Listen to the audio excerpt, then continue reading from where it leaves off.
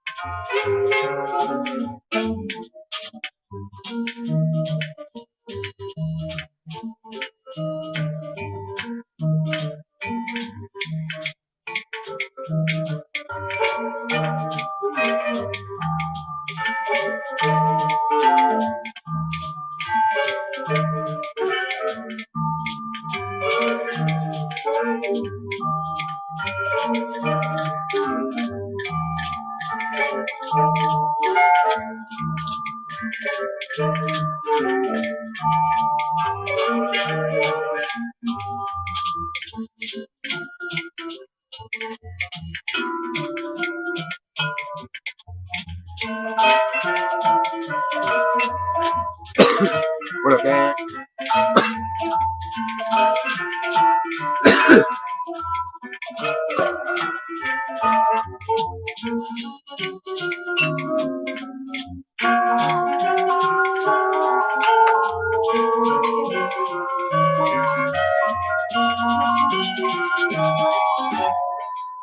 You having a good Friday?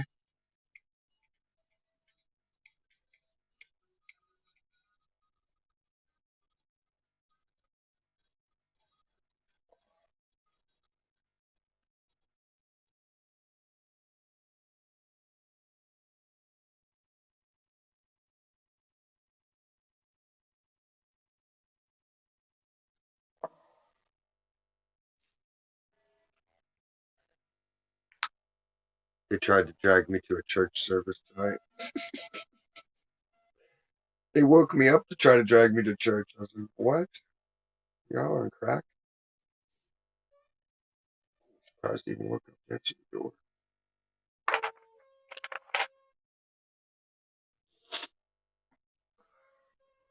Did he bring you a little bit?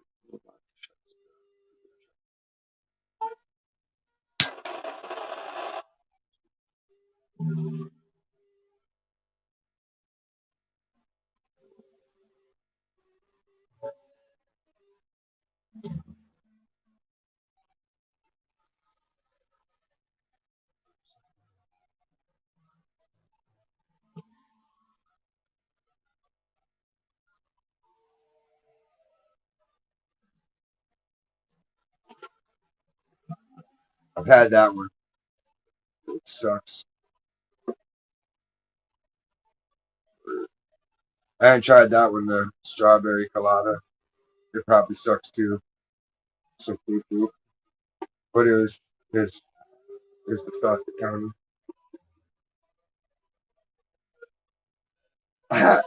My friend Michelle came over and she had her dude with her.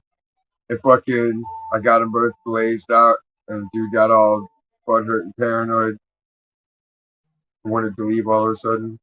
Because I guess she was talking to me too much. Bothered him. It was funny. She's like, we gotta go. My cousin's waiting on us. She's like, since when?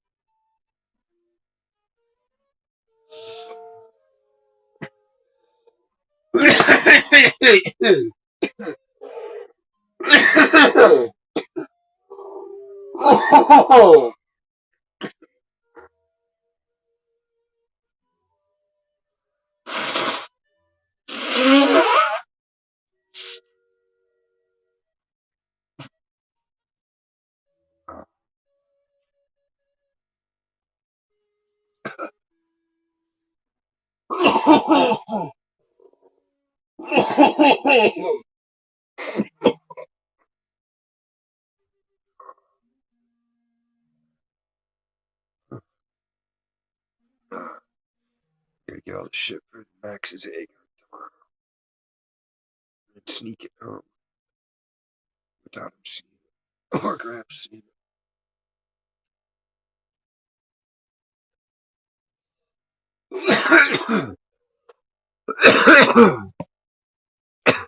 Now he can handle weed, but I gave him a dab.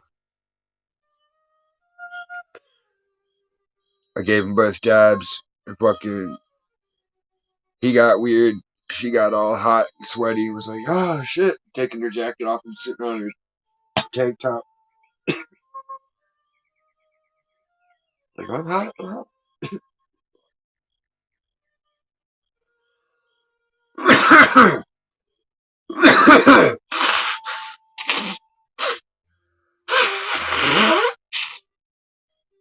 In my mind, he should have been happy that I gave him free weed.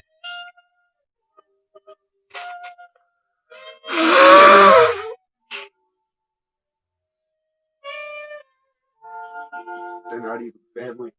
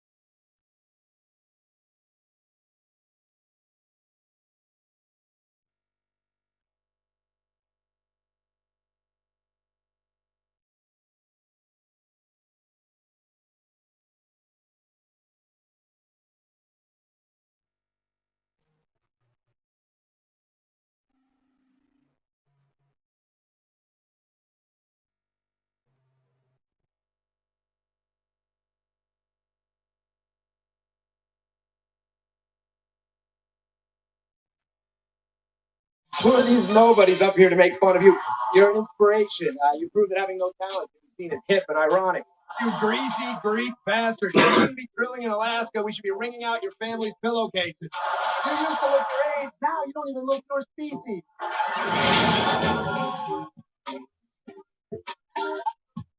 Lisa Lampanelli, keep it going for that guy. Wasn't he funny? Seriously. Wasn't he fucking hilarious? I love the pink camouflage, Lisa. You're like General Fatty. Holy shit, look at you, you fat cunt. Who knew Lane Bryant had an army? Lisa actually has a lot in common with that Octo mom, that woman that gave birth to all those babies. She's never given birth, but she has had 80 fingers inside her at the same time. Dude,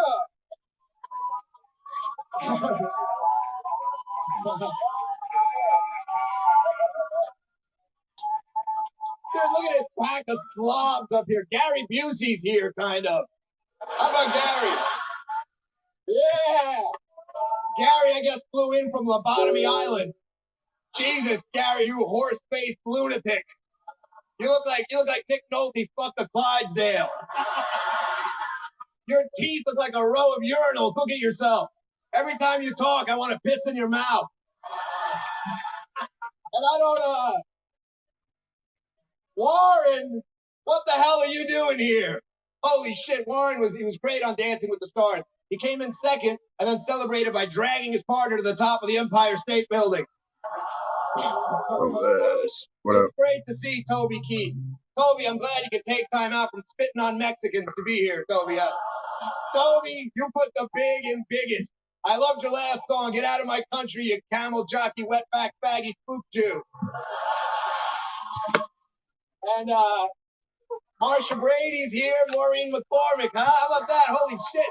Marsha Brady. You wrote in your book that you used to trade sex for drugs. Holy shit. As a kid, I used to fantasize about having sex with you. Who knew all I needed was an 8-ball in a bus station bathroom?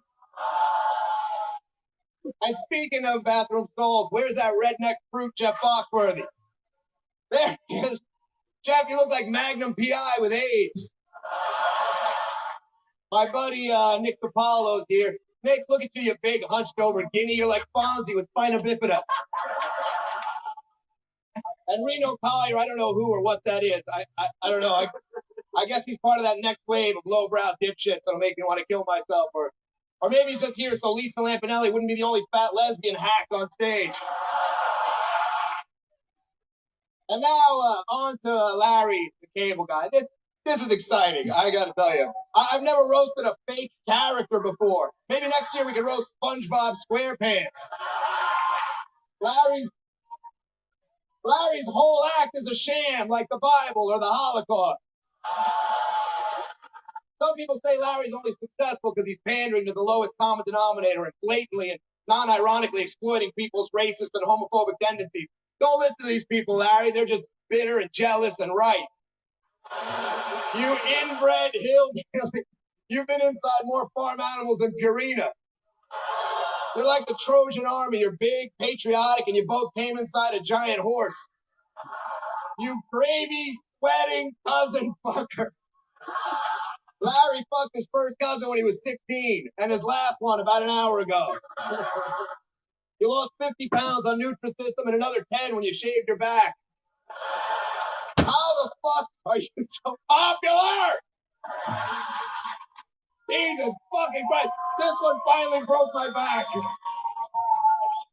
Your fans can't even afford cable. They're not coming because they think you're funny. They've never seen a cable guy. You could have come up with other characters your fans have never seen, like Larry the dentist, or Larry the librarian, or Larry the high school diploma. Thanks for letting me roast you, Larry. You make more money in a week than I'll make in my life, and that feels good, I gotta tell you. You say you've never done drugs, but watching your success has put me in rehab twice. So thanks for ripping my soul out, you hillbilly fuck. Donny Osmond, everybody. Wasn't she funny? What a bore. Holy shit. Well, you know what I do? I do love that Stewie character on your show. He's great. You made all your money because you created a up criminal baby. You're like Michael Lohan.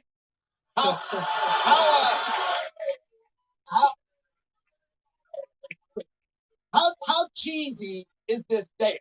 How cheesy is this dance? It's not a roast. It's a melt. Jerry Springer, George Hamilton. Look at these no-talent success stories. The devil has signed so many deals with you people, he's got carpal tunnel syndrome. Pam Anderson is here, everybody. I hope this isn't too direct, Pam, but God, I've jerked off to you a lot. You've caused me to spill more seed than Muhammad Ali at a bird feeder. Pam, you have George Hamilton. You're like Tang. You're dry and orange, and no one has given a about you since 1968. Hamilton, you're like a walking tumor. Not exactly. It's a big deal when you spot a tumor. Of course, it wouldn't be a roast without Pizza Lampanelli here, everybody. Lisa Lampanelli. Good to see you, Lisa. I've never seen a circus bear in a pantsuit before.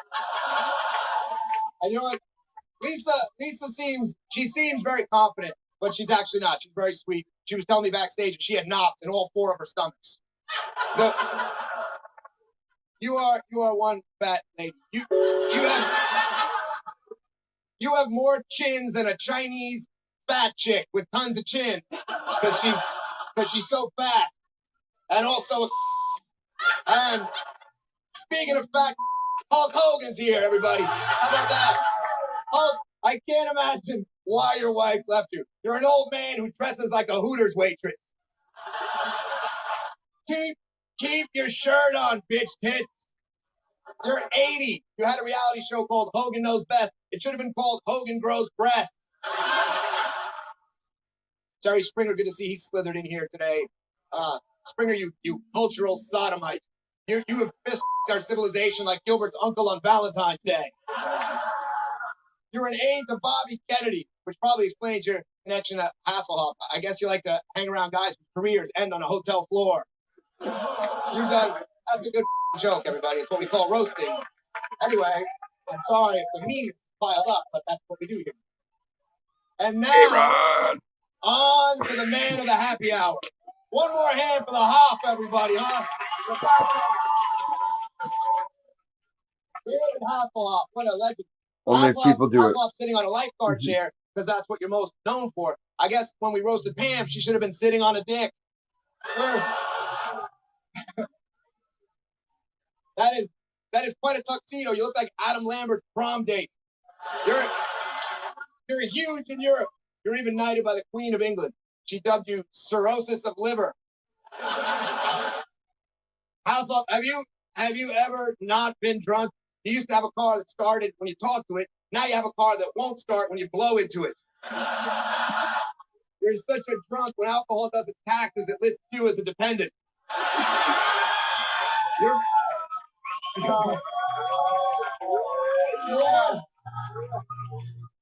You starred in Jekyll and Hyde on Broadway. Give him a round of applause for that. It's excellent acting. You played a normal guy who drinks something and then turns into a raging, abusive asshole. What impressive range. Maybe for your next big leap, you can go out for the part of washed up, drunken cheeseburger eater. Hasselhoff, you're drunk. You drink a lot, right? Your liver is so shriveled, black, and dead. If you put your ear to your side, you can hear it go, "What you talking about, Willis?" Your liver.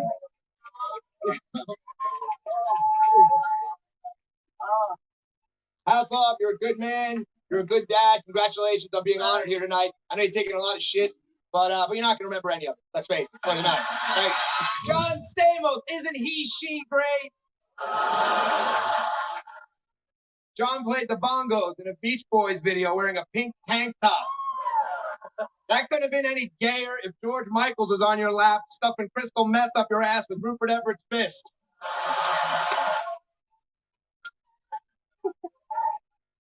You're on ER now, John. Congratulations.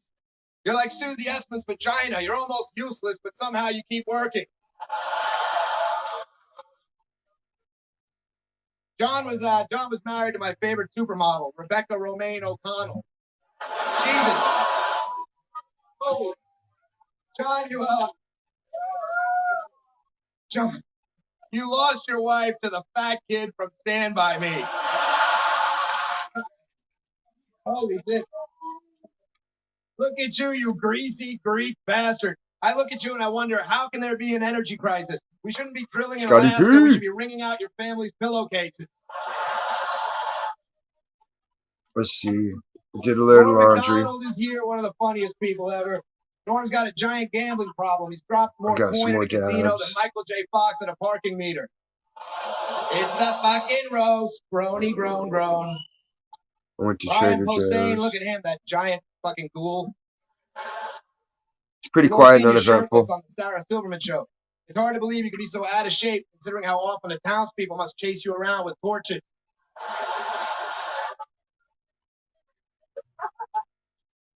Great. Cloris Leachman, of course, is here. Cloris Leachman.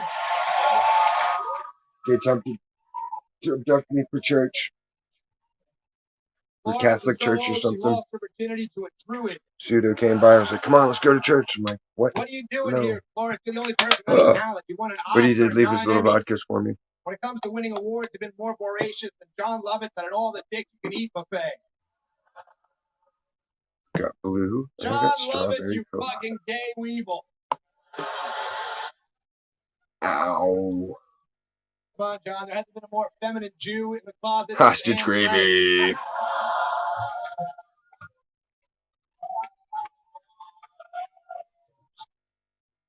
Gilbert Gottfried's here. Gilbert recently had a baby.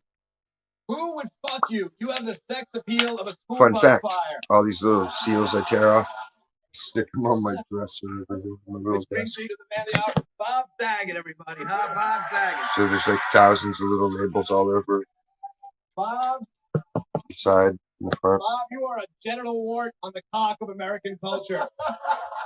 It's just an ugly little table. Who gives a shit about Bob Saget? With your long neck, pointy beak, and granny glasses, you're like a classic pickle store. Except instead of delivering babies, you're not funny. You're like my 7-year-old son. You think cursing is hilarious, and you're not surprised your dick is the same size it was in the first grade. And where the hell are the Olsen twins? The Olsens are like Tom Green's testicle. They look the same, but one is fake and empty inside, and the other one's been licked by Heath Ledger. He'd be cool with it. I read an interview where you referred to yourself as an artist. Are you fucking kidding me? As an artist, you use the phrase "as an artist." You're a vortex of artistic compromise. Charlie Sheen watches you and feels good about himself. You are an artist in the same way Cloris Leachman is moist. Oh.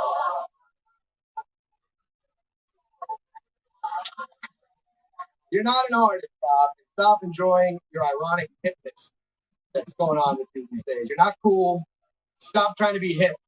At one point, you actually say, "Who's your daddy?" Say my name. Look me in the eye. True that. Holy fuck! I couldn't cringe any harder if I watched my mom in a Bukkake video. I'm done being mean, Bob. I've met you a bunch of times. You've always been hilarious and super cool, and everybody that knows you loves and respects you. Nobody ever has a bad thing to say about you, and that's particularly surprising because you're Jewish and you're obnoxious people. Thanks a lot for letting me do this. Thank you very much, everybody. Thanks a lot. Ron White, isn't he drunk? Everybody, give him a hand. Seriously. Oh, looks like Nick Nolte let himself go. How about a hand? Before I get to Foxworthy specifically, I want to talk about all the blue collar guys. These guys are they're like rock stars. And by that I mean old and boring and loaded with syphilis. The tour grossed $15 million. $15 million. This is at a time when your fans have so many other entertainment options. You know, they could have stayed home and burned a cross or their sisters or, you know what I mean? They had other choices, you know, but instead, they got all gussied up in their best Who Farted t-shirts, and they jumpstart the El Camino, and they take the hard-earned money that they made on an extra shift working the Tilt-A-Whirl or robbing a liquor store. And, you know, this is money they could have spent on abortions or crystal meth, and they come out, they make an extra effort to come out and see you guys. Now, speaking of abortions, good to see Larry the Cable Guy here. Jesus Christ, get her done. I saw Larry at the beach because we hang out at the beach, me and Larry. And I from behind, all you see are rolls of fat, and patches of hair. Your back looks like Lisa Lampanelli's. Seriously. Good to see Bill Engvall here. Bill, he's a prolific bastard, man. He's got 7 comedy CDs out. Without Bill, Sears would have no comedy section. 7 CDs. Bill, do you ever think of just saying something unfunny without recording it? Now, my friends from Tough Crowd are here, of course, Colin Quinn, and I noticed recently Blue Collar TV took over Tough Crowd's time slot. And the network told Colin that viewers had a hard time understanding anything he said. And so they replaced him with Larry the Cable Guy. Now, my buddy Nick Apollo's here. And, you know, a lot of people say Nick's just a big, dumb giddy. Anyway, on to our guest of honor. Mr. Jeff Foxworthy. You know, Jeff has always been an original and an innovator. You know, back when everybody was doing corny observation comedy, Jeff came up with the idea of doing it in a Southern accent. Very original. Good twist. You are to comedy what Wayne Brady is to black people. I've seen you dance. You ever watch that Blue Collar TV when he dances at the end? Holy!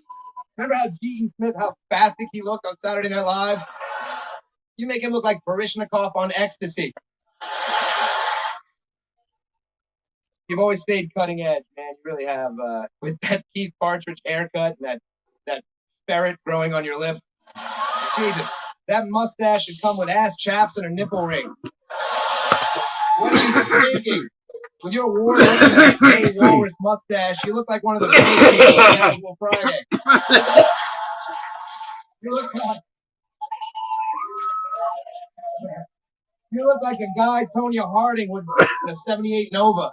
You put out 11 books, including a cookbook. You got greeting cards and slot machines. You're like the redneck Martha Stewart with a smaller. You are a billionaire. Like Donald Trump without the funny TV show.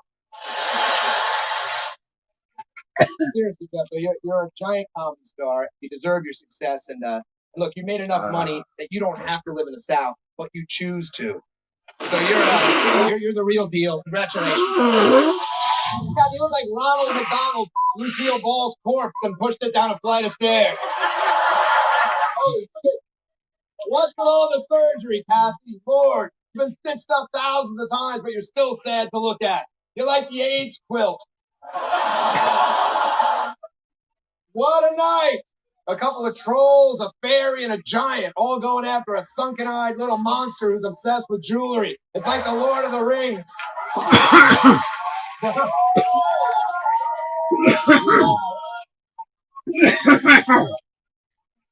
The great Carl Reiner's here. This is very exciting. Yes. Carl! You are such a comedy icon that Joan made one of those shitty watches she sells on QVC after you. It's the Carl Reiner edition. It's got liver spotted hands and it's running out of time.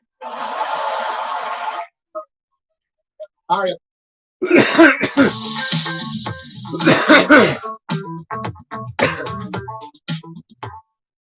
Kiwi. If you're between 40 Is that a and band or is it just 85, like the name? get the facts today that can help keep your family.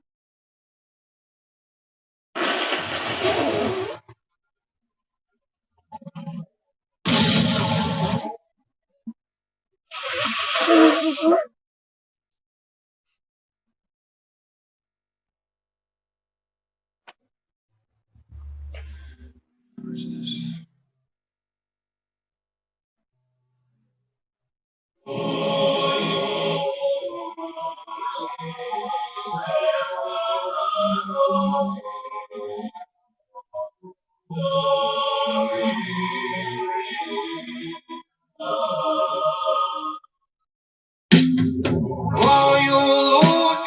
Червона калина похилилася,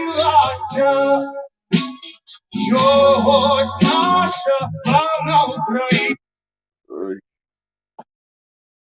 That was Pink Floyd with some Russian dude.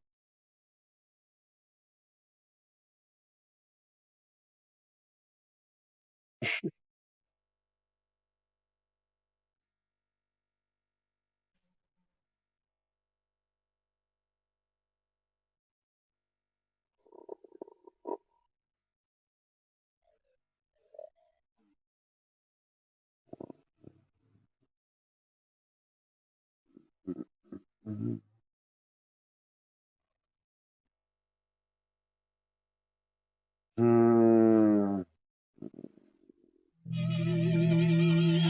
All right, we give him a taste.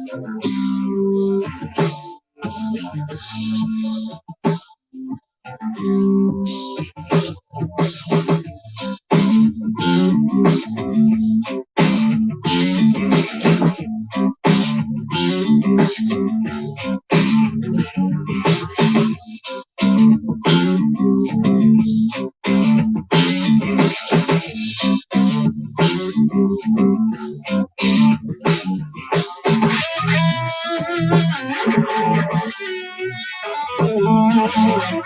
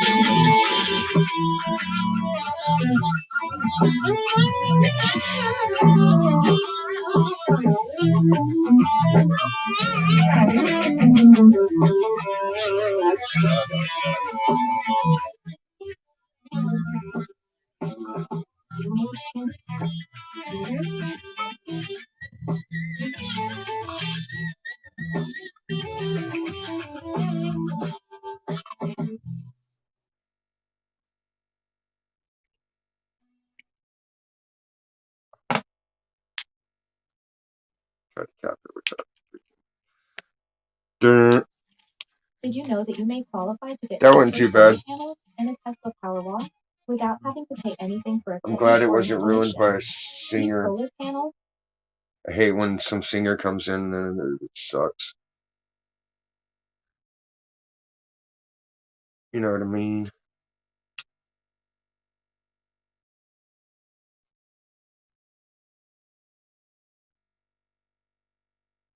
Like Creed's a good example. Creed's got a really good sound as a band, but Scott Stapp as a vocalist sucks. It detracts from all of it. It's like he's so pretentious and fake. It makes all of it seem contrived as fuck. You know what I mean? Like when Madonna puts some shit out, it's like, okay, we get it. It's just another product you fucking cooked up. It's not actual music or anything. It's just prepackaged. So I appreciate that it's instrumental. I'll go ahead. I'll subscribe to them. Do they even have their own channel? No.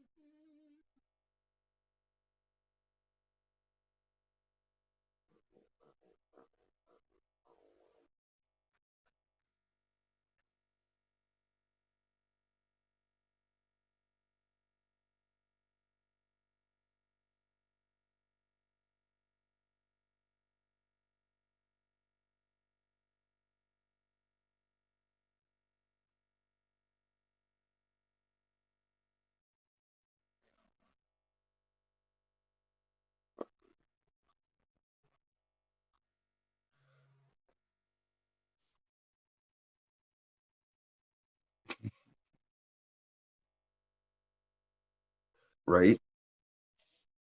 That's a lot of why I don't do vocals, because what the fuck am I going to sing or say over top of what I play sometimes? It's like, it'll detract. If you're going to have words and vocals, it's like you have to start it off with it.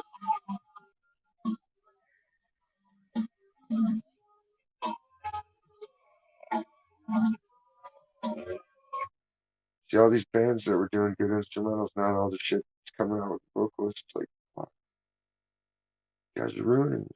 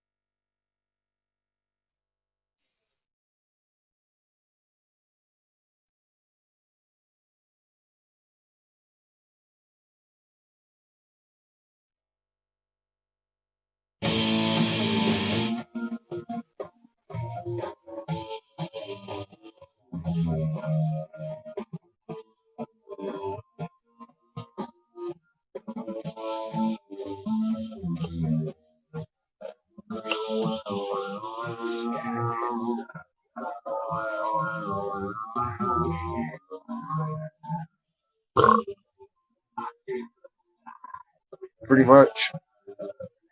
Because all the words are stupid anyway. Everybody's already figured out words are just bullshit. Manipulation. Next they'll learn that it sounds the same thing. It's just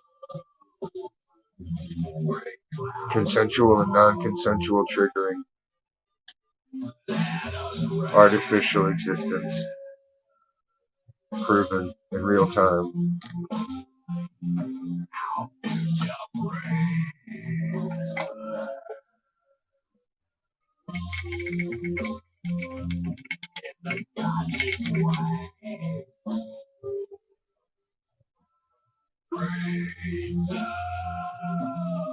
Okay.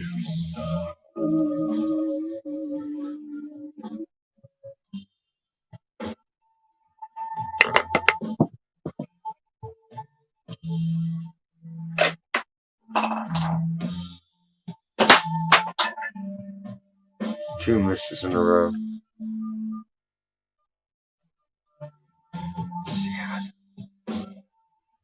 Good team never claimed to be good at basketball.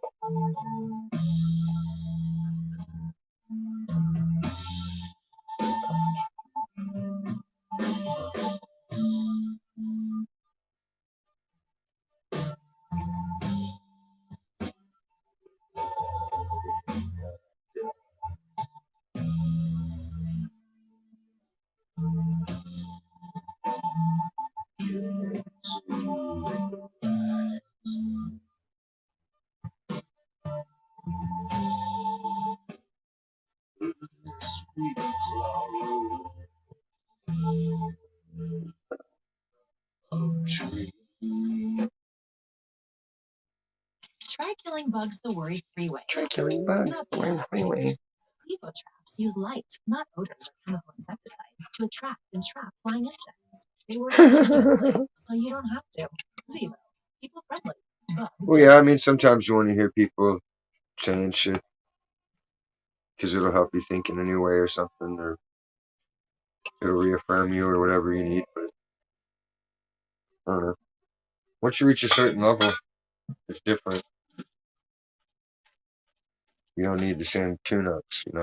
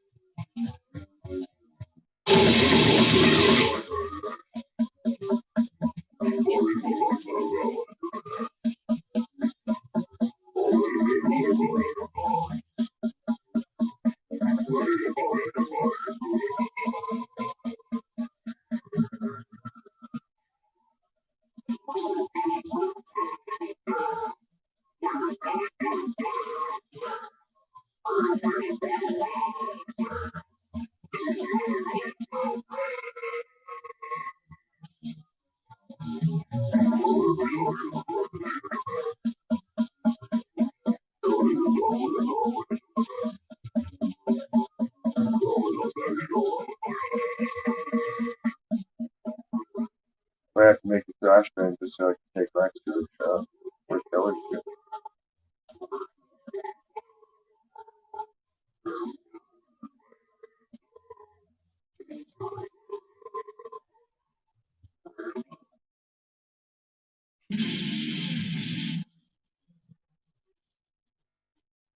Although, yes, you know, great too. Sucks I'll never get to go to a Slayer show. I always look forward to that.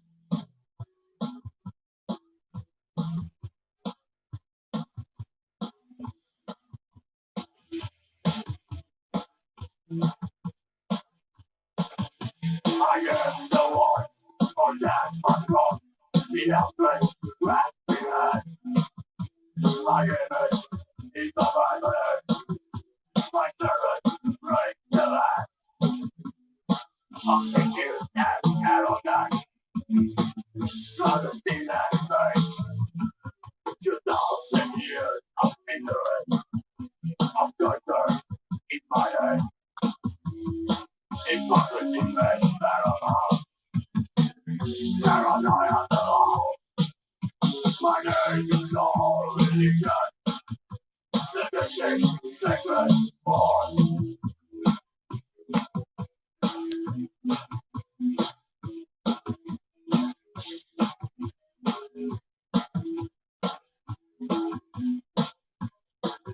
I twist the truth.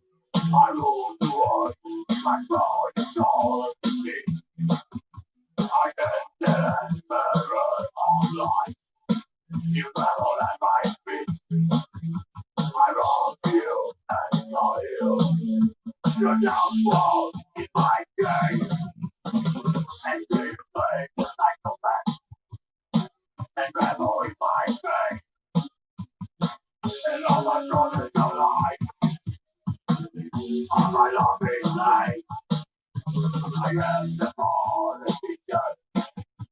And I judge your fate.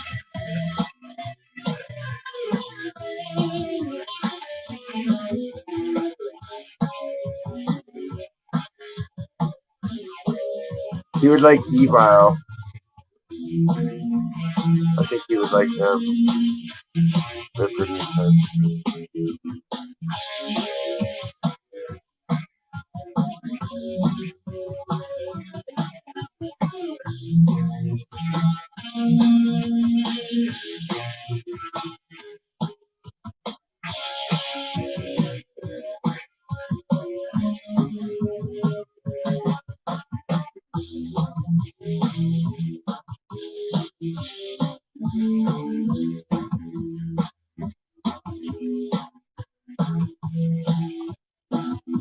I must be born. I'm ready to work. And I need for the fight. I speak your grace. Here I stay. Of victory and might. I want a better straight blood. I urge it to be brave. I leave it to your destiny. I leave it to your grave. Your blood will fill my thirst. Your eyes will fill my throne. For I am on the God of war. And I will cut you down.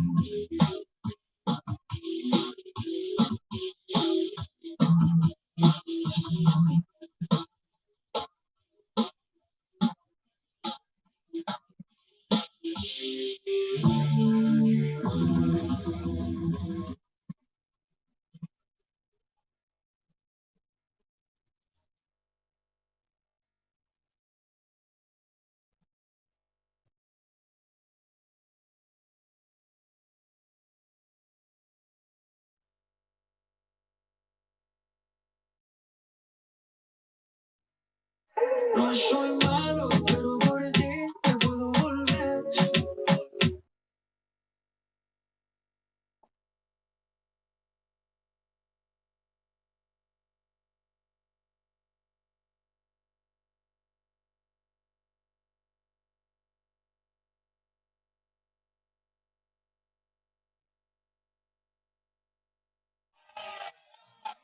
This goes out to all my friends here tonight. This song is called Speak English, yeah! Come on up!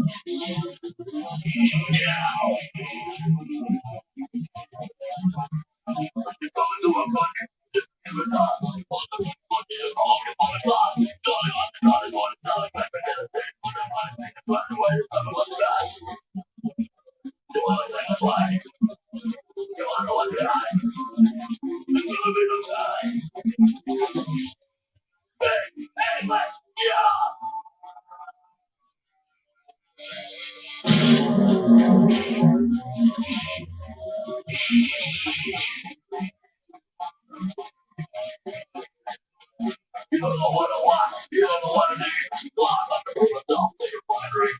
I'm looking at you, but I just feel like me. What's the time? I can't be against the time. You always say it away. You are the one behind. You're in the time.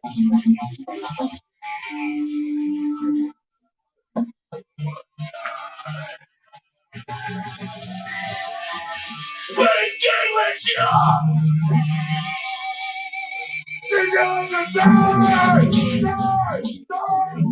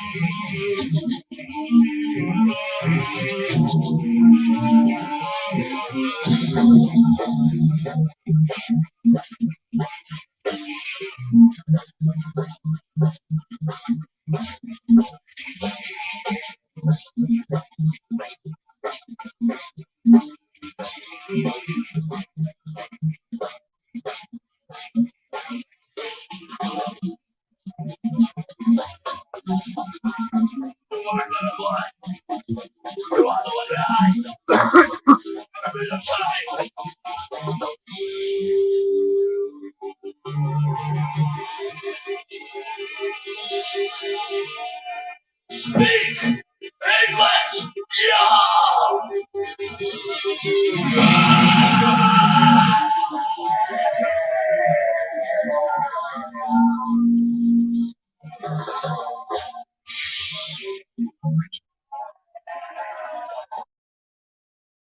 You said spicy chicken McNuggets, breaded in spicy tempura, made with cayenne or just the right amount of fire, chili, and grinning face with sweat emoji. Bullshit food.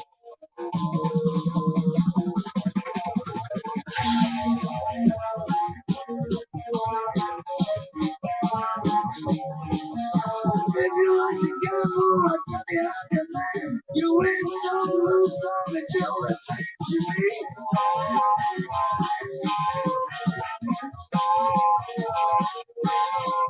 The pleasure is to blame. Ain't no difference what you say. I would say green. The only card I need is the ace of spades. The ace of spades. Playing for the high road, dancing with the devil, going with the flow. It's all a game to me.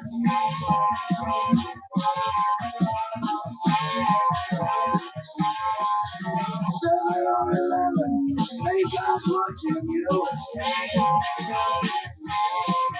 Double up on crazy, double strike a split. The ace of spades, the ace of spades.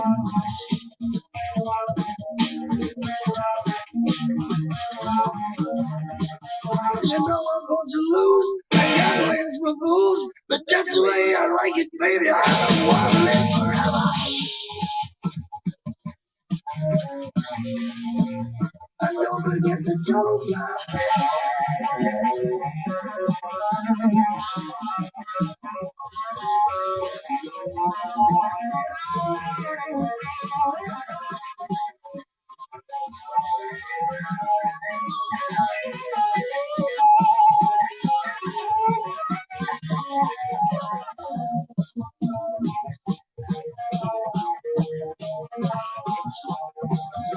Pushing up the ante, I know you've got to see me.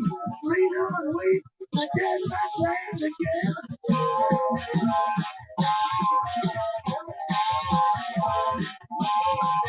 I see it in your eyes. Take 1 million dimes. The only thing you see, you know it's gonna be the ace of spades, the ace of spades.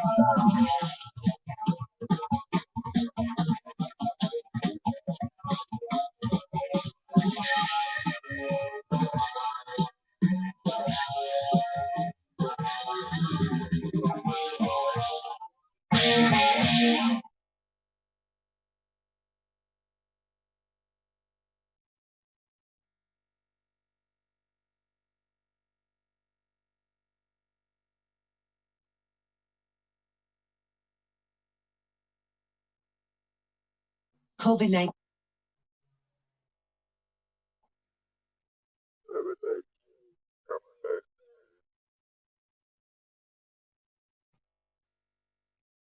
COVID-19.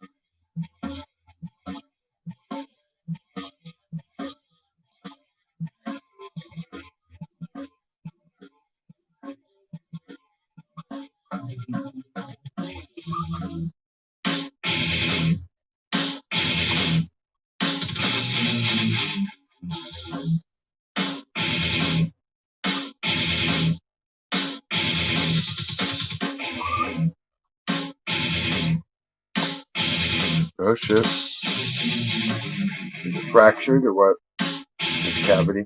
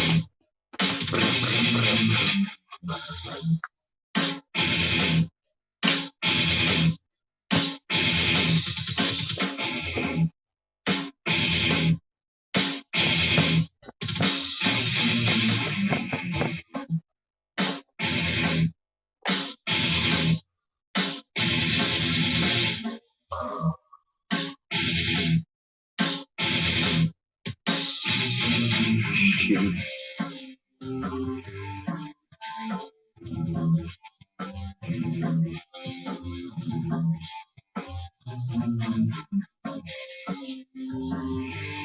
Mine are okay unless they get stuff stuck in the cavity. They don't clean it up. It swells up.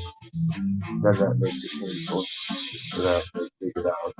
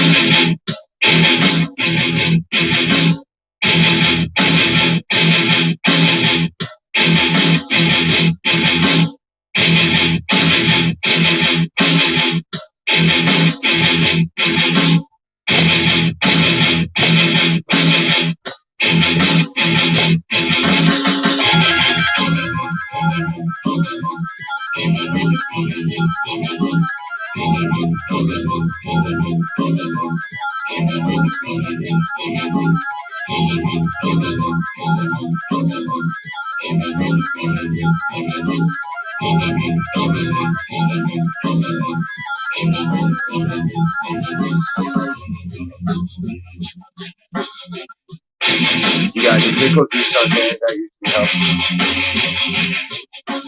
with pickle juice. Drinking. It'll draw out the poison. Especially if it's like a garlic dill pickle. That pickle juice is even more potent. Because I had to stop taking so many ibuprofen for toothaches, headaches. So I started learning more about using vinegars, different shits. Pickle juice is dope. Doop, doop.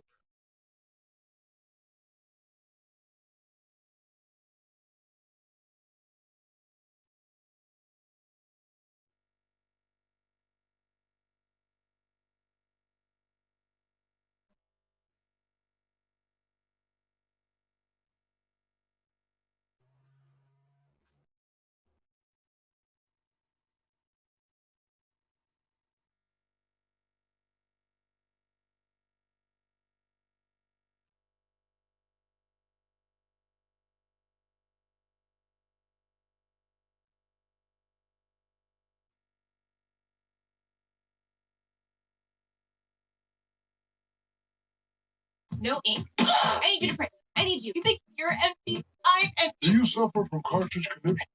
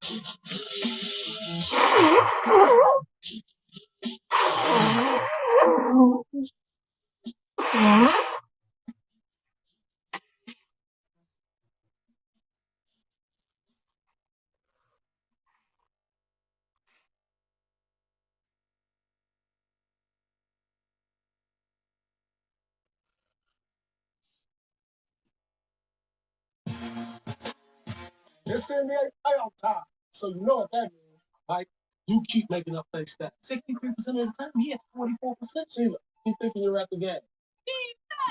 Uncle Rob, you keep living in the past. You sure like we showed up back then? A lot of stuff. Me, I'm gonna keep loving these great offers from DraftKings and this dip. Get a risk-free bet up to $10 if your parlay doesn't hit. DraftKings, official sports betting partner of the NBA. Best week Oh, we of got risk a good free one. bet.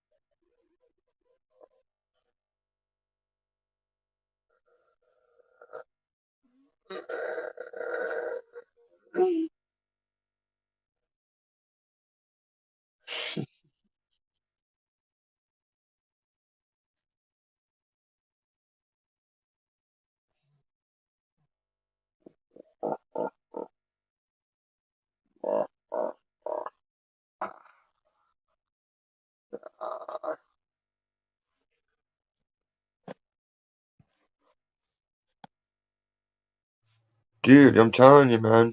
You see how often I'm digging into my shit with my spike? See that one? That one's for getting in there to fucking drill the root out. Because it makes a nice little fucking right into the roots. That one's like a big scoop, so you can twist it around in there and crack shit out, and then scoop it out. That one pulls shit out that's stuck in the gums, so you can get under it into the tissue and rip the fucker out.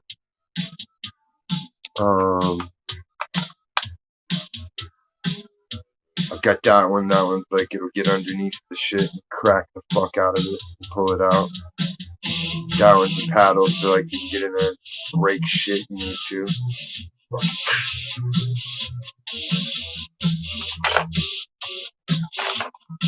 Then I got these bad boys for digging too. So you just jam them fucking right up in there. Break that motherfucker.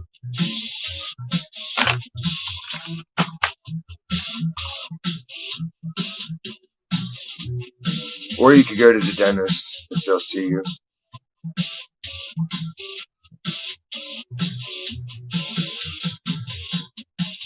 It's so far into the process at this point, I'm kind of curious to see how far I can go with it.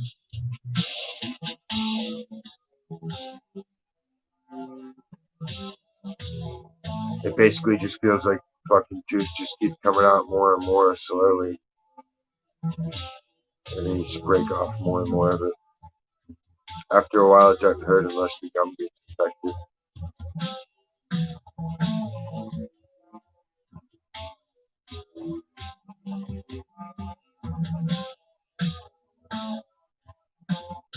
I just need to break down and get an assistant already. I think that'll be my project for May. I'll procure an assistant.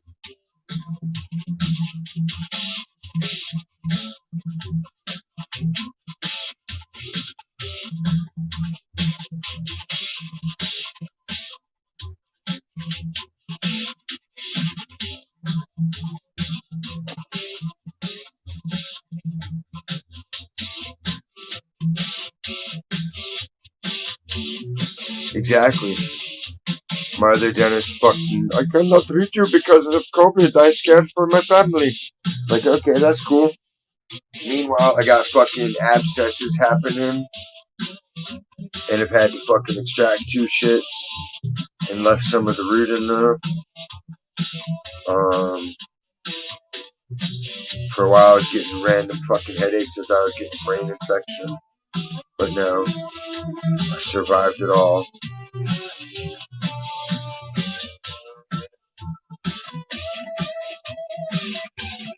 And it's like I have dental insurance and all that, but I haven't gone to see any of the new dentists because then I got to start step 1 fucking all over again.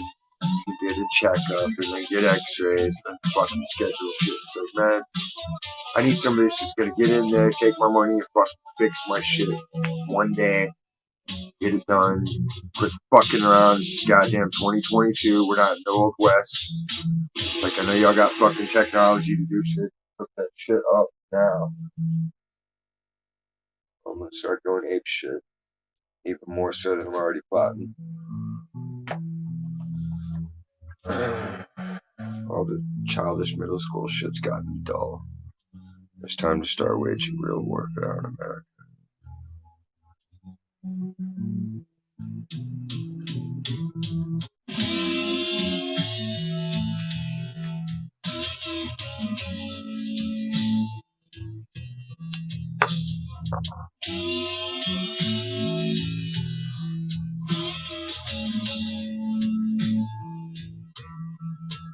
Exactly, dude. They wouldn't see me at the office. The guy wouldn't even phone in a prescription for fucking heavy duty ibuprofen. I wasn't even asking him for pain medication, like narcotics. I was saying, like, can you just give me strong ibuprofen, stronger than the ones I can get at Walmart? No, nothing can be prescribed. We cannot prescribe pain pills. I'm like, it's ibuprofen, guy. It's not. What am I gonna do? Sell it to somebody for what? To get rid of their headache or their cramps? Like, it's not a fucking drug like that. And if it is, then we need to get a team on it to figure out how to amplify its effects 1,000-fold.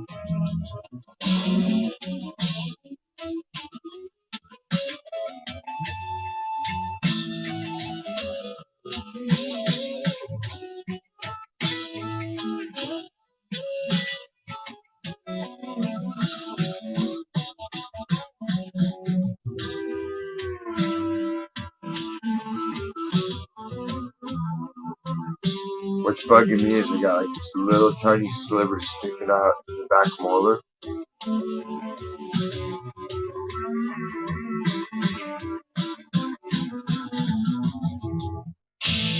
But it's only slightly, so there's not enough to really get in there. Like I had to get the heavy duty. I had to get my little forceps in there and clamp onto it. Fucking twist that bitch like a key and crack it. Hope it doesn't break out more than I intend to. But I'm not ready for that. It's not really hurting in a way.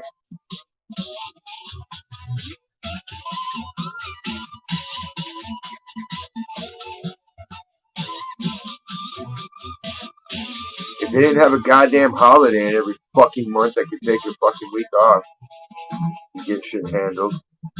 But no, it's always gonna be some fucking stupid goddamn holiday that dominates the whole month. Gotta get prepared for this stupid shit. Hurry up, get ready for Easter, get ready for Memorial Day, get ready for fuck day, get ready for Dick Day. Fucking bullshit. How about just go about basic daily life without these fucking stupid holidays? The meaningless trash bullshit. There's nothing to celebrate. Everybody's shit is a failure. Society as a whole has failed.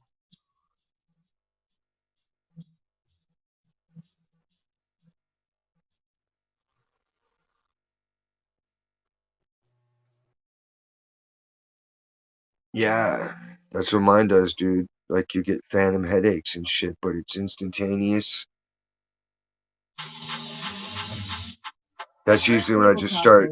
I'll take like a mouthful of whiskey and swish that shit around until I can't stand the taste of it no more. Then I'll spit it out to make sure I don't ingest the poisons. But if you got garlic pickle juice, fucking swish that shit. That'll draw it out too. And then you just gotta sleep and sweat your ass off. Let your body heal itself. Maybe it's part of why it's, like maybe we're meant to go through this so that way none of their bio weapons will work. Mr. Burns theory. There's so much fucking shit that's already jammed up the door, nothing can get in. I'm invincible. Or once it's finally done, my system's so used to beating so much, it will be fucking highly strengthened by it. Because I don't get sick.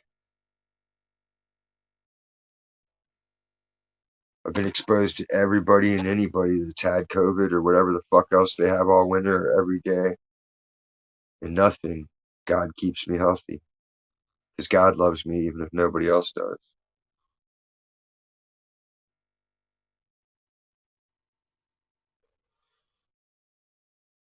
That's all it takes.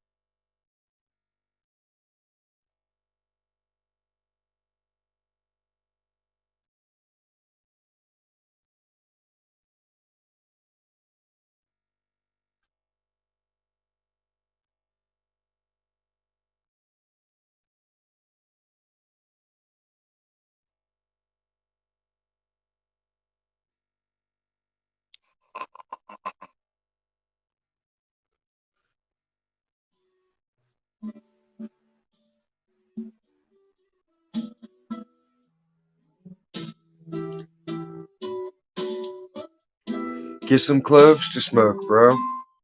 Eugenol is a natural anesthetic. So smoking these will numb your mouth naturally. And you get the benefit of smoking and having fun smoking. The coolest thing in the world to do, smoking.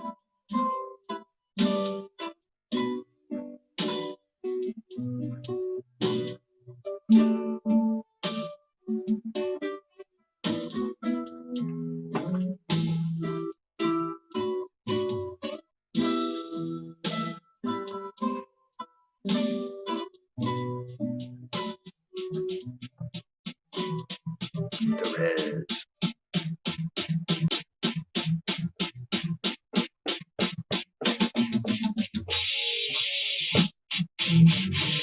The reservation. Sansui without restoration.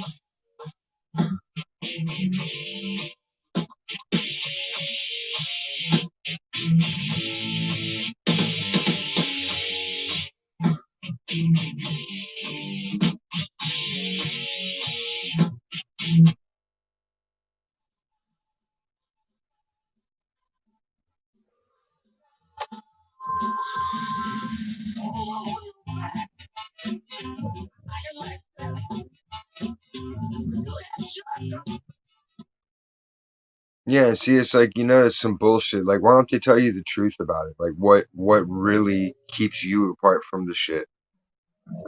Because there's people with the exact same circumstances and setup, but they're approved and you're not. So it's really the fucking determiner. You know what I mean? There's definitely exclusion in America. The more you travel America and the more you hang out and watch how shit operates everywhere you go, you'll see that there's a fucking supplanted government that fucking makes sure everything stays biased towards one team winning and staying in charge of the money and power. That's some fucking bullshit. That's why it's all about to come unglued.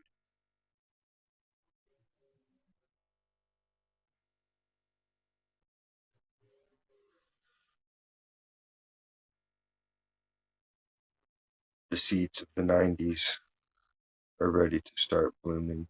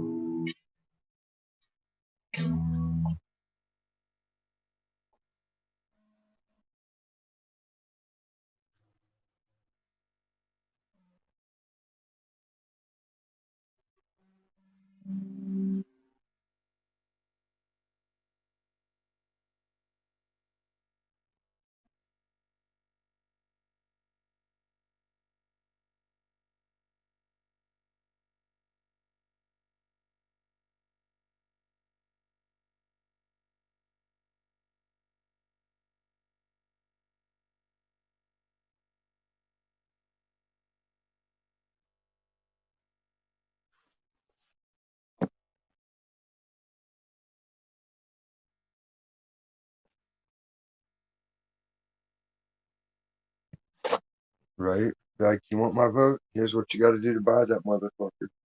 Cash money and nothing else.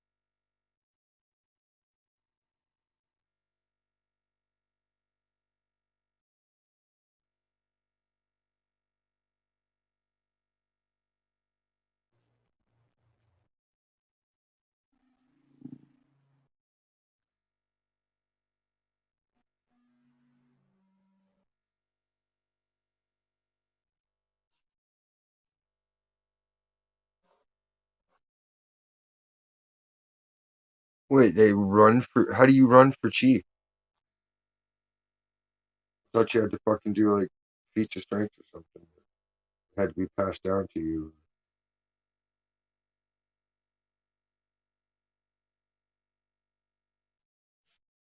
You could just get voted into being a chief.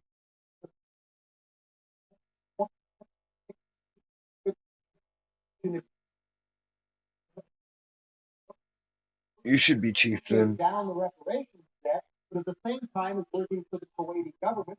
Use DMT to systematically And compromise everyone. The war reparations aren't going to these countries at all. They're going to global corporations. Make their setup. The 18 setup. million to Halliburton, 7 million Kaiser to Bechtel, Sose. a couple-year-old The Kaiser Sose. 2.3 to ExxonMobil, 2.6 to Nestle.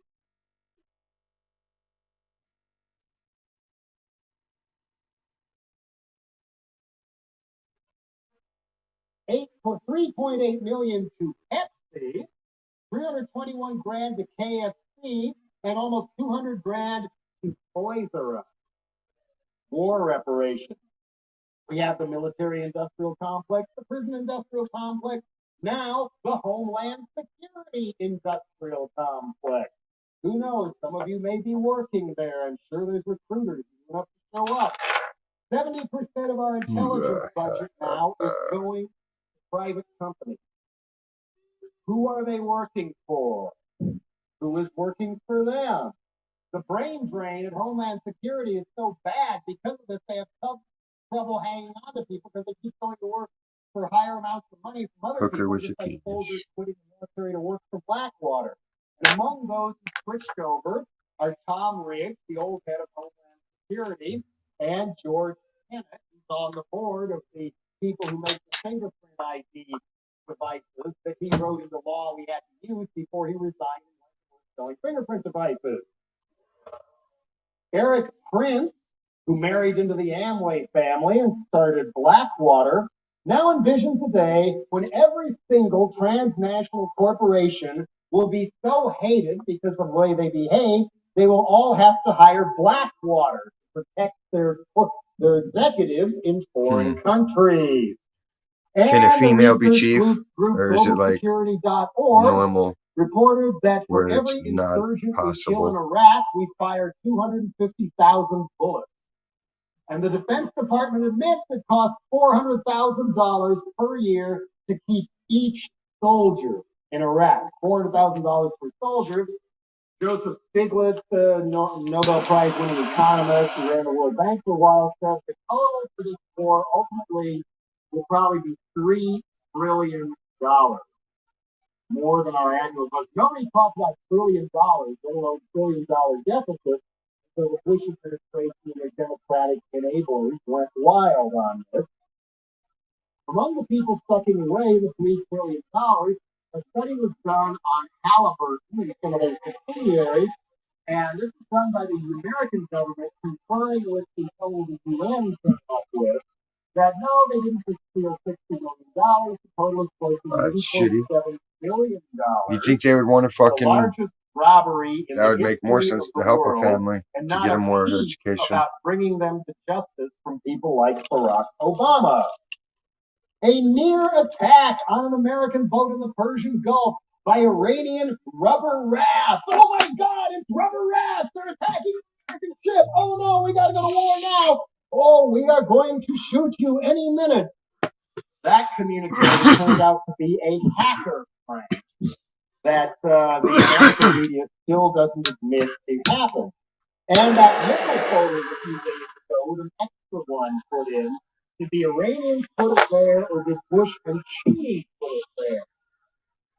Josh Wolf, independent media journalist and blogger in San Francisco, went to jail longer than any reporter ever has in American history on the grounds that he wasn't a journalist because he wasn't getting paid. And the big porcelain balls on top of the TV sets in this hotel, what are they really for? Mr. Steele, Mr. Ramband, come clean, please. TSA has announced that they have security scanners that do see right through your clothes X-ray vision are now being installed as we speak at 10 American airports. Boobs, balls, and cucumbers of desire clearly visible to someone in a separate room. Just wait till this becomes portable and hits the black market. So thieves can see in advance who's got a laptop in their bag and know who to rob. But of course, you can't convict them because they knew enough to leave their driver's license with the RFID chip in it at home, thus proving to the post CSI jury that they couldn't possibly have been at the crime scene.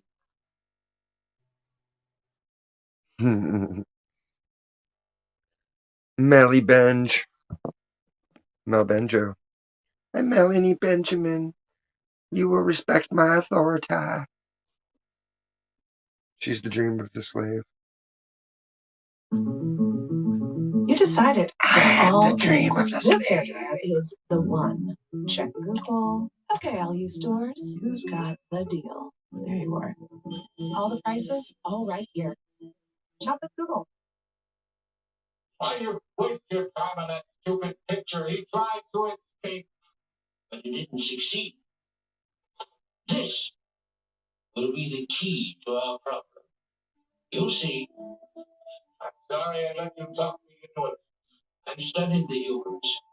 They're extremely vulnerable in family situations. It's only a matter of time until you come to think of that woman and the boy as his own family.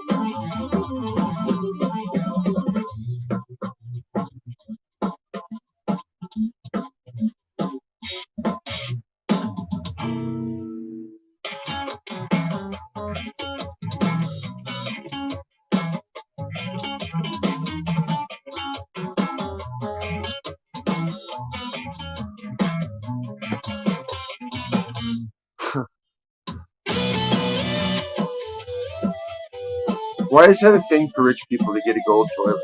Like, I don't get it.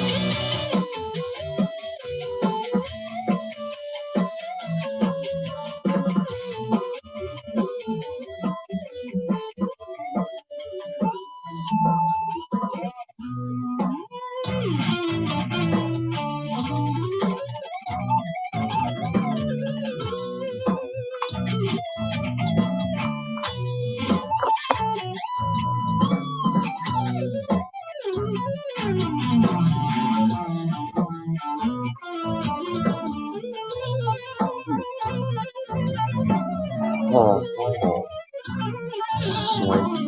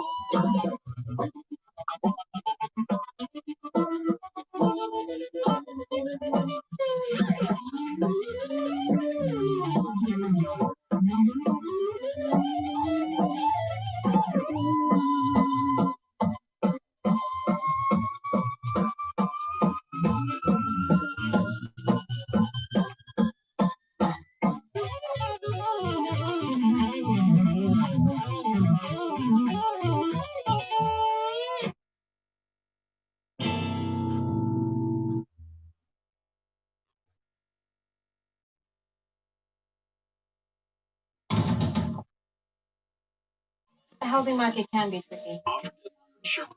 But don't worry. Redfin updates listings every 5 minutes, and you can take a same-day.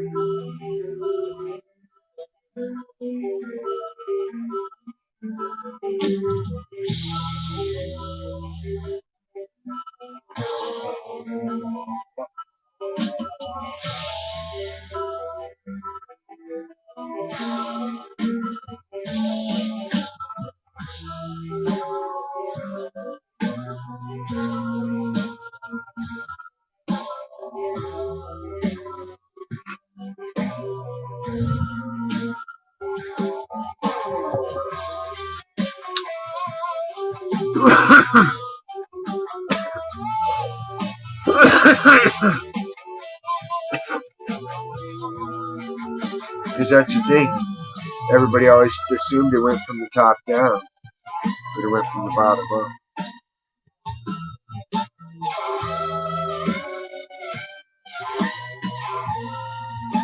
Because not anybody can just get their foot in the big door, but anybody can get in at the ground floor, infiltrate, elevate. infiltrate and climb the ladder.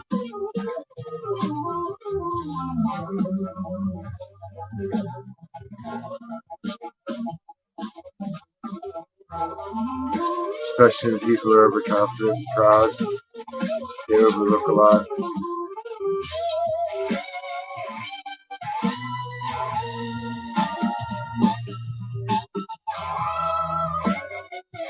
Same thing.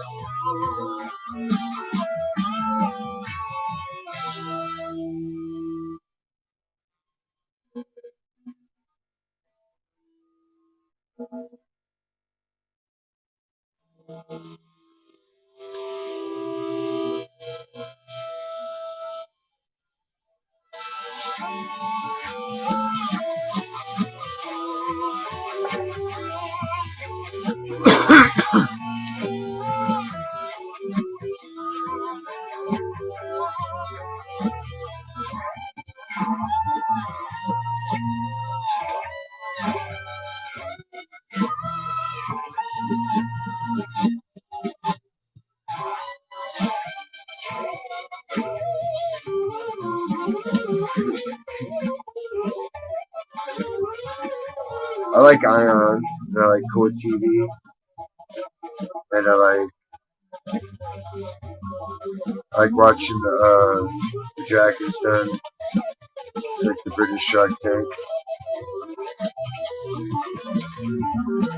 I don't really watch a whole lot of shit.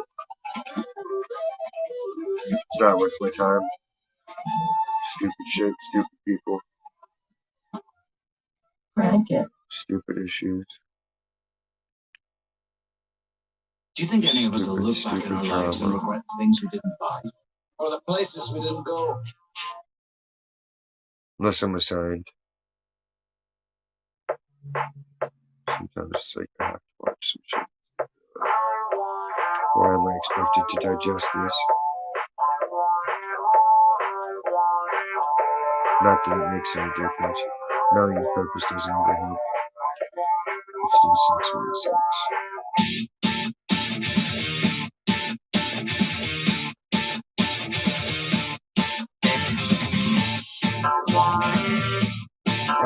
You're a Howard Stern person.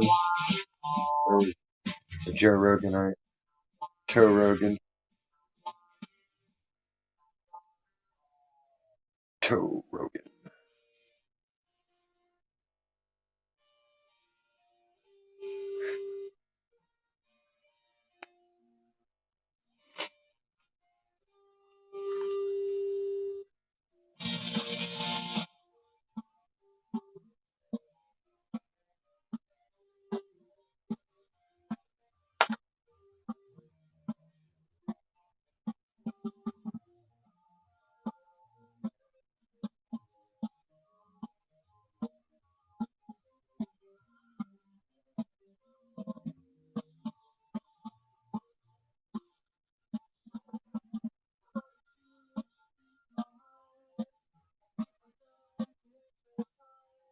Yeah. There's still a lot of cool shit on YouTube.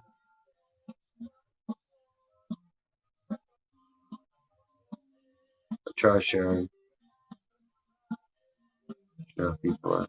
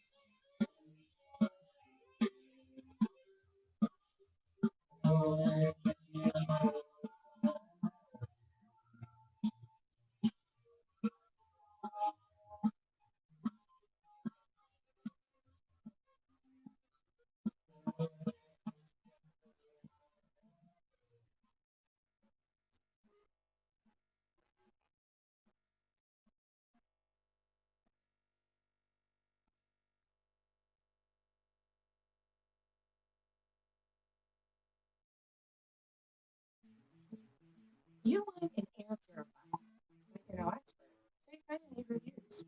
Oh, Google's got user reviews. Google's got user reviews.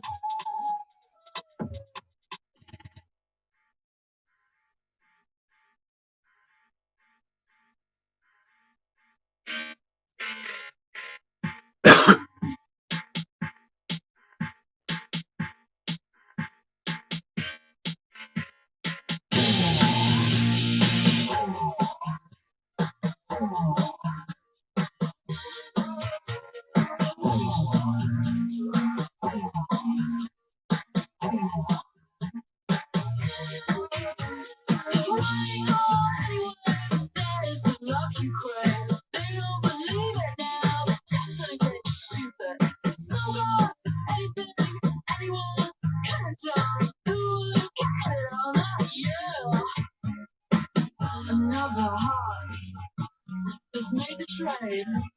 Forget it, forget it, forget it. I don't understand how art is explained, but somehow the bars of connection is made.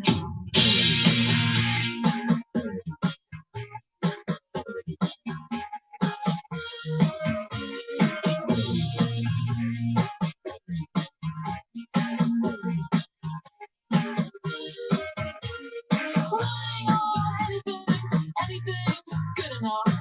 Who would have thought it of someone like you? Just to stick all me round. Now that they brought you down, roundabout and roundabout. Course alike anyway. Another heart has made the grave. Forget it, forget it, forget it. I don't understand how the lost got his play, but somehow the thought.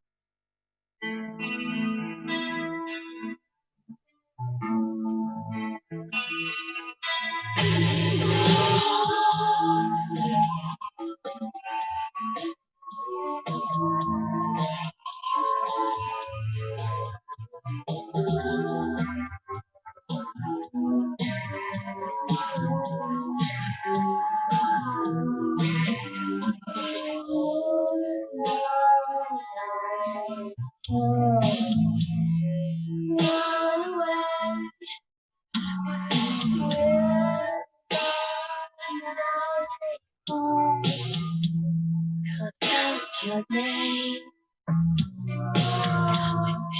lost, you feel.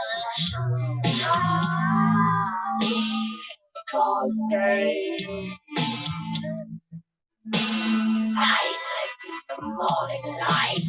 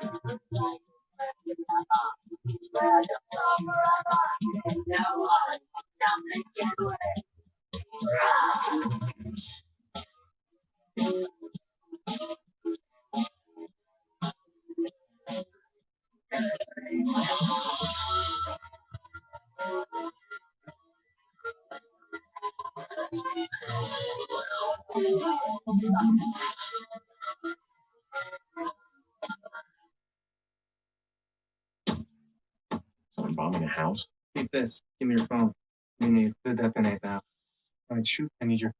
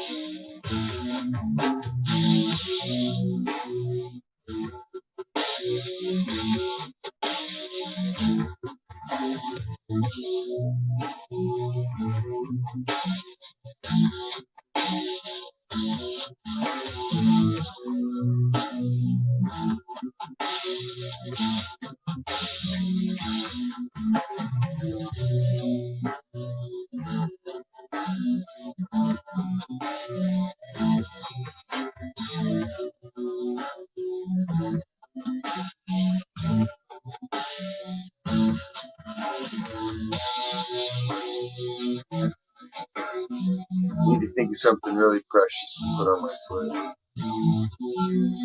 It's a tattoo, so check to see if it's like an instant icebreaker.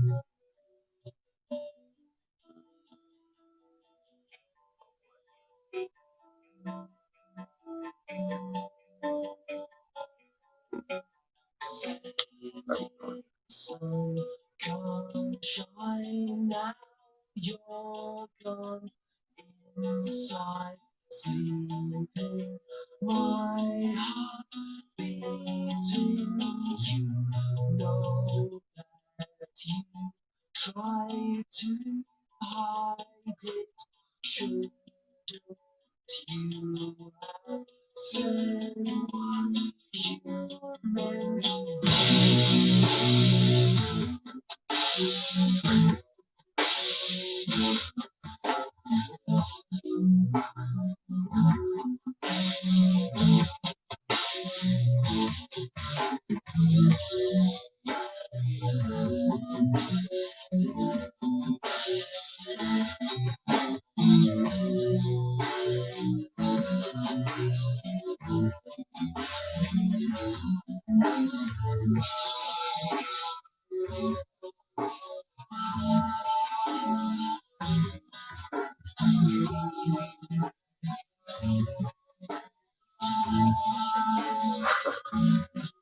shit sucks. Looking nice and shit here.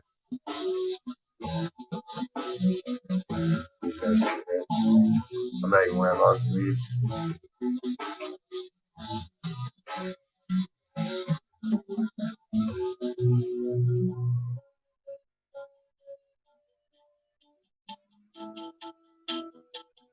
It's nice and happy.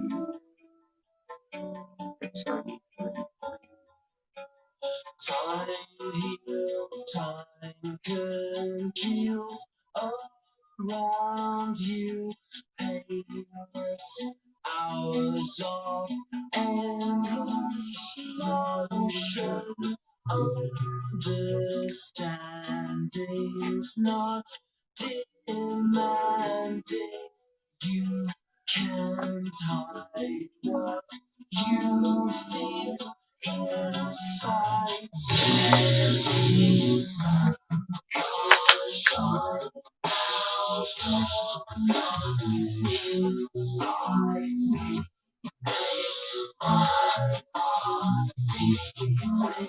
You know that you try to hide it.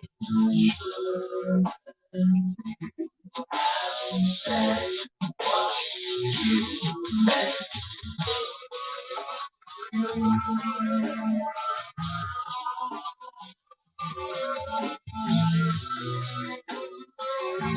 Yeah, don't do that shit till it's fucking like, you know it's there.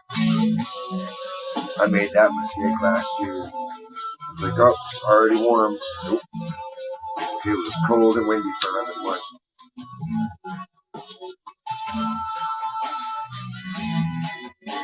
Now I just go by how my fucking bones feel.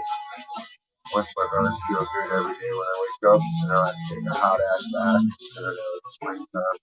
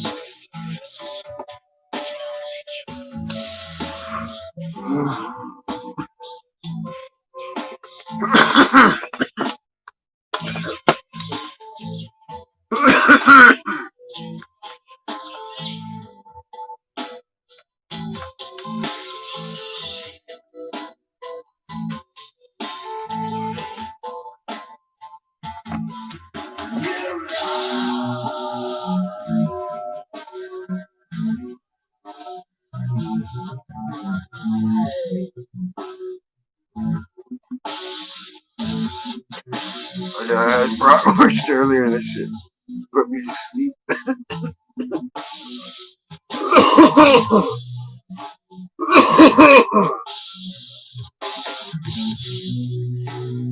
I cooked up one fat brat and then fucking ate that bad boy. And then I don't remember what I was watching or listening to or any of it. I just remember fucking homeboy knocking on the door, talking about, get dressed up, let's go. Like, he's wearing a suit telling me, you got time to get ready. Like, I ain't got suit clothes, Holmes. I got a tuxedo shirt, but the only viable slacks I got have hash stains on them. All my pants have hash stains. Marker and paint and everything else, because I don't give a fuck. It's just work clothes. I don't go out anymore.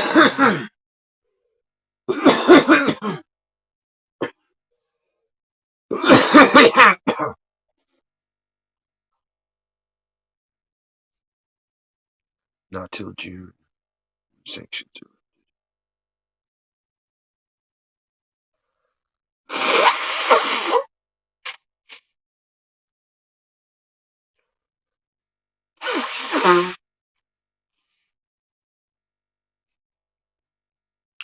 I just gotta get on the ground shit later. summer. It was a good fall.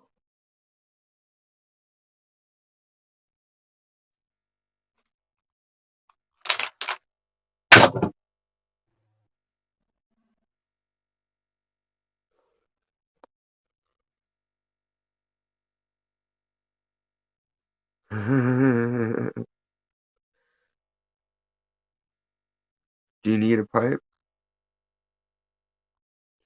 I have extras.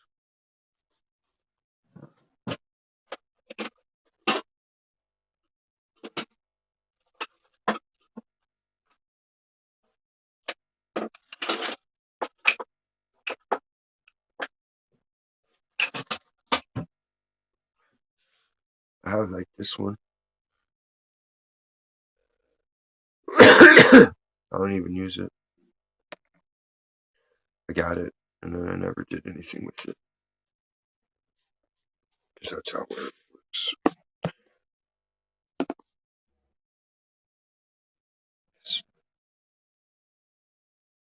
Then you have. Ooh, it'll be like a Easter / Mother's Day package. I either have Monday off or Tuesday off. And I have boxes set aside at work to mail shit. So I don't have to scavenge for them anymore. Like I set aside a collection of flat boxes. So I'm not paying for making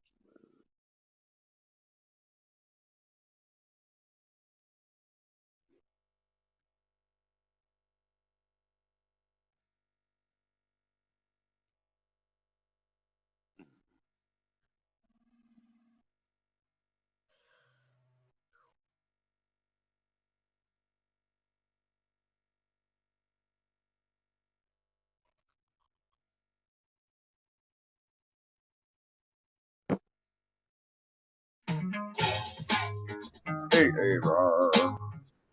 Hey, what's happening, bro? What up? Chilling.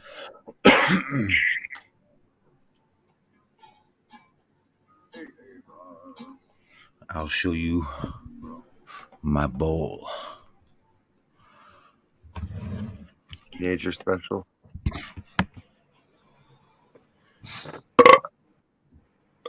Damn.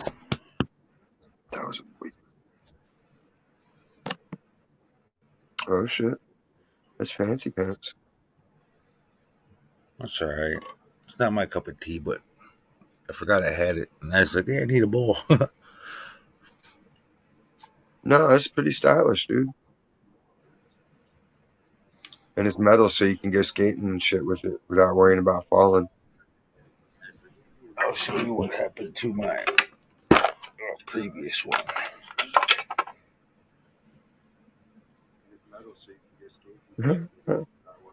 Rip. It still has a ton of wax in there, so I'll just throw it away. Fuck it. Why don't you just clean it out? One Oh, day. no, just get like a bottle where it'll fit in but not go into it, and then put it on the stove while you're cooking something, and as the stovetop heats, it'll just drip out and into the bottle. I've heard that. Somebody told my buddy who gave me this bowl told me to do that. Yeah, you can just, if there's wax and shit, you can boil water and it'll float out. Water and oil don't mix, so you're not going to fuck up your wax. The terpenes will evaporate out, so it won't have much taste, but it'll still be stony as shit. So then you just mix it in with a couple of fucking spoons of crumble to flavor it up. Or if you have sauce that has all the stupid extra terpenes for whatever reason, so All people right. can catch it on fire. Oh shit! That's some cotton candy. Herbs. I gave all my butt away.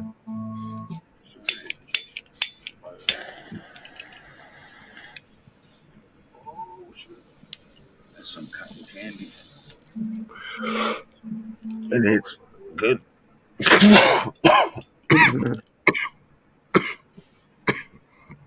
That's really good, actually.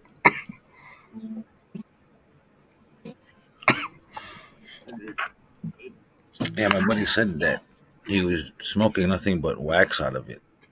I like, well, wax roaches. So,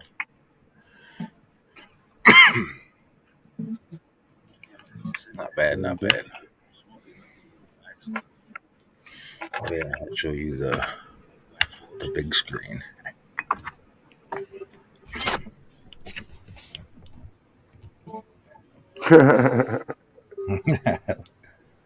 My big man. I'm not It's too like good this at. guy. Now I'm sometimes. Oh, there's three of you. There's three dizzies. That would be cool because then I could be a band. That'd be fucking intense. Oh, there's four of you now. It's like you keep multiplying. That's how I get blonder and blonder. Shit, if there was even more of one of you, the government would call it a threat to national security. He's like, all right, we can tolerate one. I got a brother, but he's on the other side of America, so it's safe. There's no chance we'll make an album anytime soon. But someone will. They haven't been spoiling me enough to stop me. You have to buy my silence.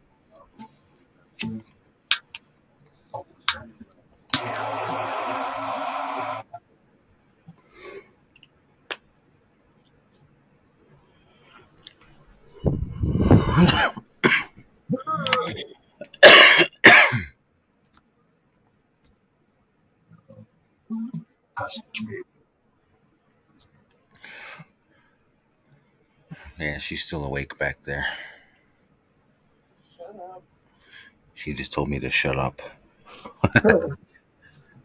Like, no, I'm entertaining America.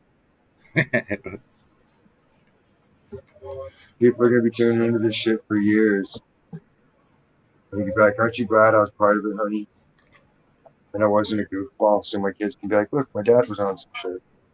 And he didn't make a fool of himself. It was cool. I think my kids would say I was cool, even if I did make a fool of myself. Well, I mean, like, you know how there's like Bat Dad and shit like that. Mm-hmm. I'm Gorka Dad. Teenager, and he's gonna be trying to get some pussy, and the chick's gonna be like, "Isn't your dad Bat Dad?"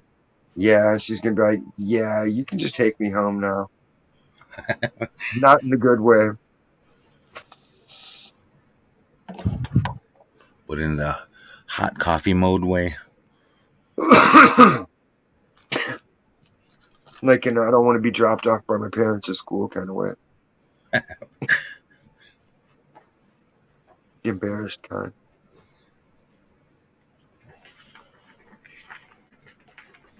I know I keep forgetting to. Pull out my goodie bag. Let me see here. And my goodie bag. What day of the calendar is 420? Wednesday or Thursday?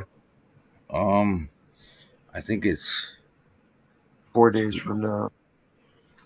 Today's the 16th. I'm not sure because Will's birthday is on the 21st. Monday the 18th, Tuesday the 19th. That's the Wednesday. So I'm going to be working way high Wednesday. It'll be my Monday and my Tuesday. I have Tuesday off to fucking spend time getting 420 deals. And Thursday is my Wednesday and Thursday. And then Friday's my Friday.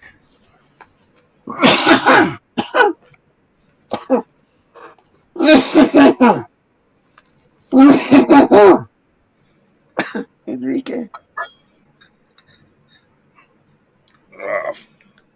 Dude, my grinder's just caked.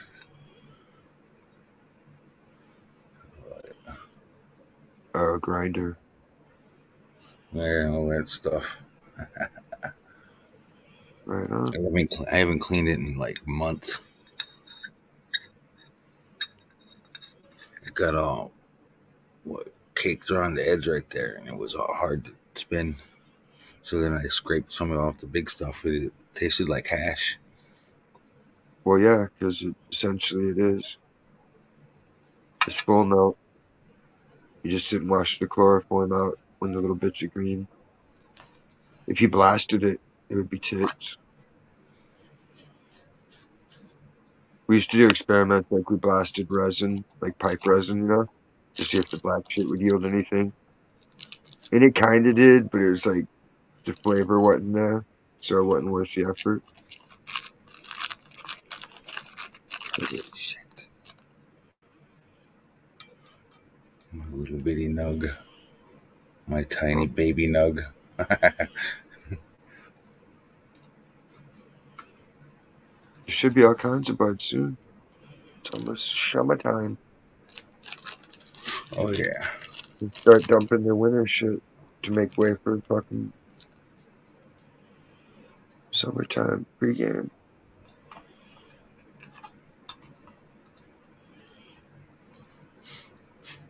Yeah, that bolt got me baked. Like the past, well, I broke that bowl like, last summer. So for like, ever since I broke it, I've been smoking nothing but, oneies and joints. Just said something a long time ago. I got all kinds of pipes. This is my old faithful right here.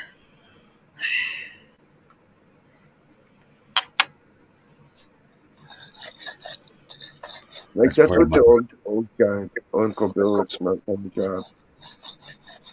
And I was like, dude, you smell like weed either way, so why don't you just smoke a fucking fat bullhead? And he'd be like, well, I guess that makes sense. Let me see.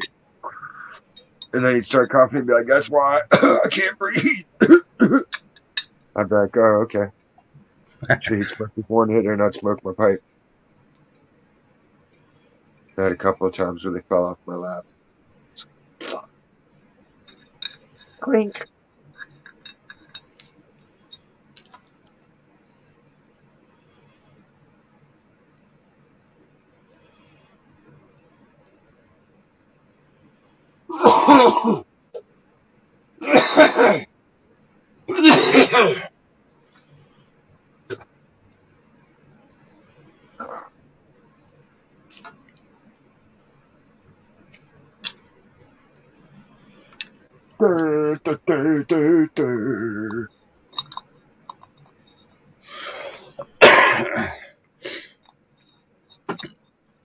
So you got work tomorrow, right?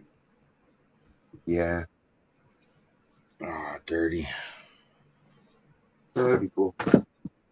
I don't mind work. Well, The only time work's stressful is if I'm not stoned enough. But like I have juice made, so I can just take I got those stupid little bottles. I can fill them up with my mushroom juice, just in case it gets stressful. Because I know it's gonna be busy as shit. It's the Saturday before Easter. So everybody's normally going, bummed out, do you have but confetti eggs? Do you have confetti eggs? Do you have any more confetti eggs? Do you have any more Easter grass? Like, no. We told y'all for the last fucking week we're not getting any more Easter shit. Y'all had fucking 3 months to buy this shit since Christmas. You didn't take advantage of it. Fuck off. Even the boss is getting tired of some of the people. She totally let us close fucking 5 minutes early the other night. And people are like, come on, I got 5 minutes. I'm like, the boss says no. I can't tell the boss anything. And they just look at me like, really? And I'm like, what do you want me to do? It's the boss. I was like, you want to try to argue with this little old lady? I'm pretty sure she'll fucking stab you or something crazy. She's a survivor. She's managing a store. She didn't get that way because she's not shrewd and cunning. She might be nice, but, she's a businessman at the end of the day.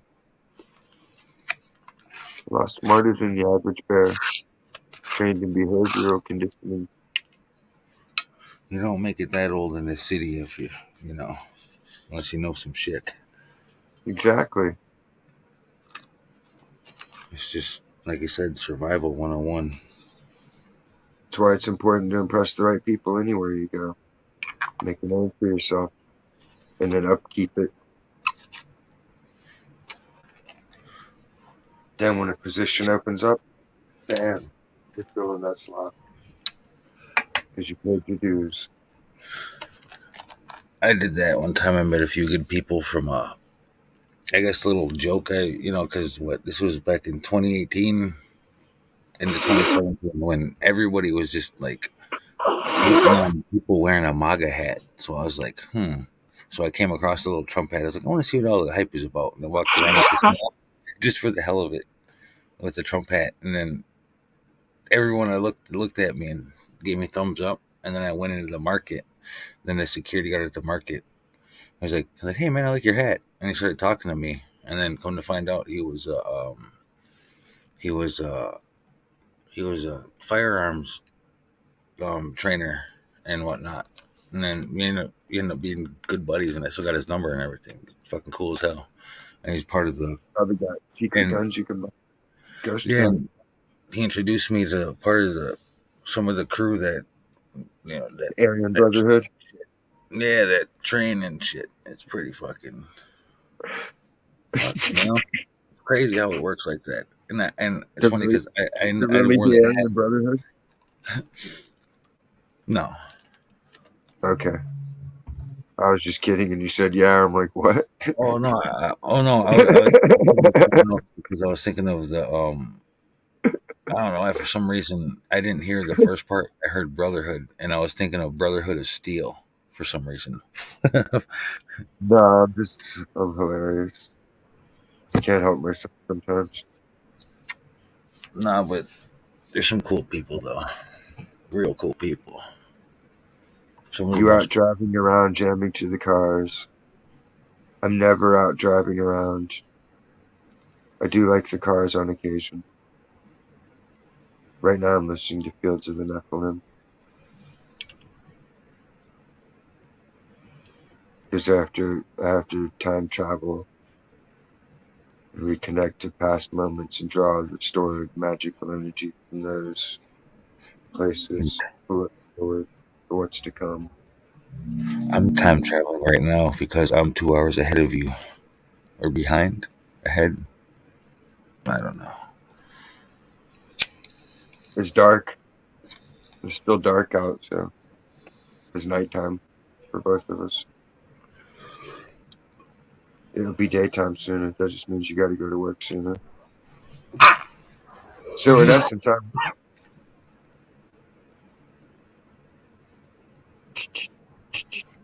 I just look up and see my face on the TV. I know, right? He's looking like, fuck that. I hate when I have me on the big screen because I'll be like, I catch myself doing something dumb. Like, I can't sit still like that.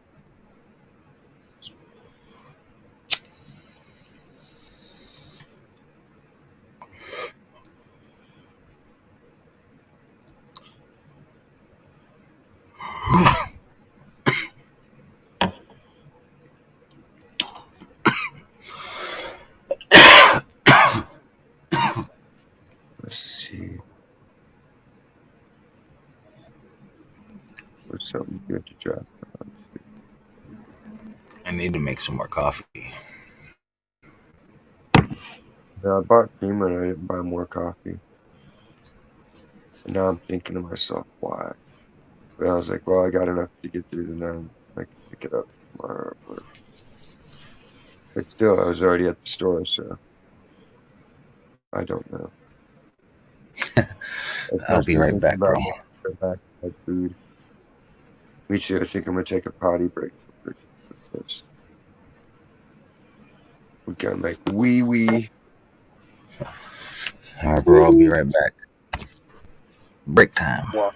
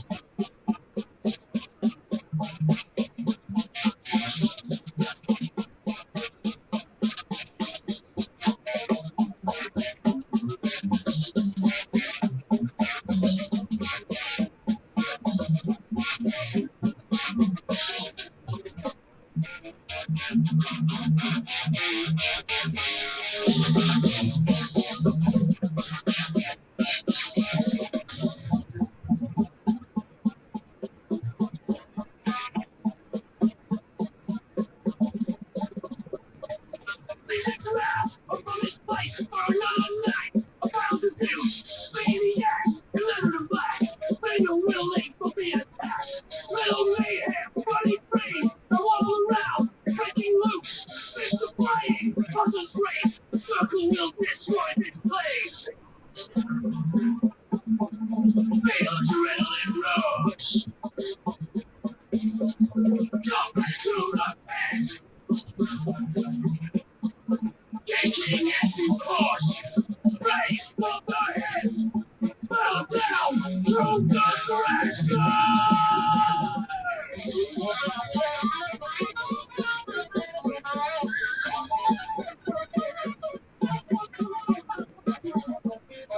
From the stage, a dozen rage, drives your soul on fire. Kill spreads across the floor. Bend your head, make it soar. Mental madness fills the stage. In your pit, come of age. The battle commences. The space for the weak. Depression's dreams are now complete. Feel adrenaline rush. Jump into the pit. Kicking acid push. Raise from the head. Fell down to the direction.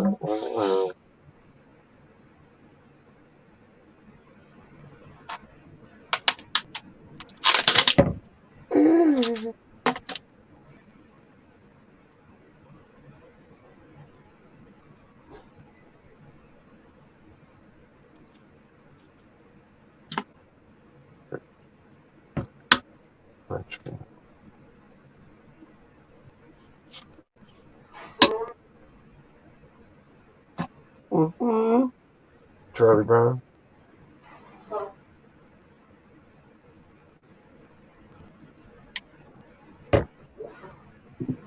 Carlos Bruna.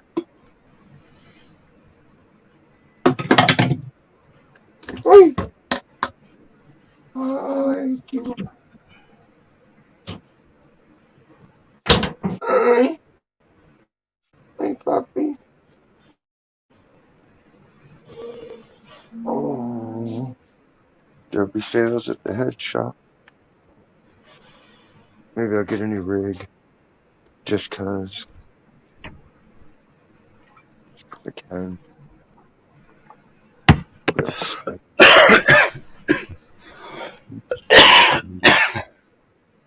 Oh shit! All right, I'm back.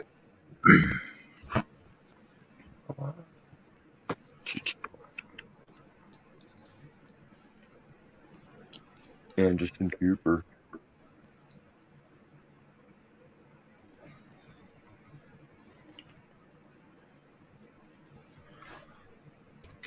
Everything.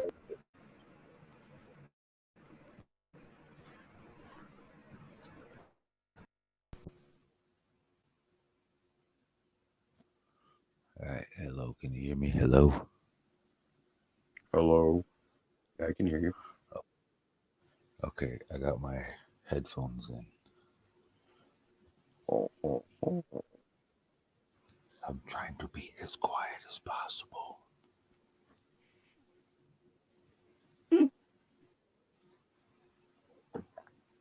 No. I like how when people whisper, they're more louder, or they're more loud than. Yeah, it's funny as shit when people do that. Hey, listen to me. You're like, shut the fuck up. I loved it when the kids used to do that. And I just look at them. And they just look at us, keep whispering, like, and I just play it off like I didn't hear them. I hear it, but it's like, I like to sometimes. And then I just looked at Sarah and whisper the same, well, at the same level, and they look at us like, oh, they heard us. And then I looked at the kids like, oh, what, you heard us? Like you're You can speak, eavesdropping. but see, you can speak a certain way to where they can't eavesdrop, and unless they learn how to actually hear it correctly, they can be right in front of you and not hear what you're saying.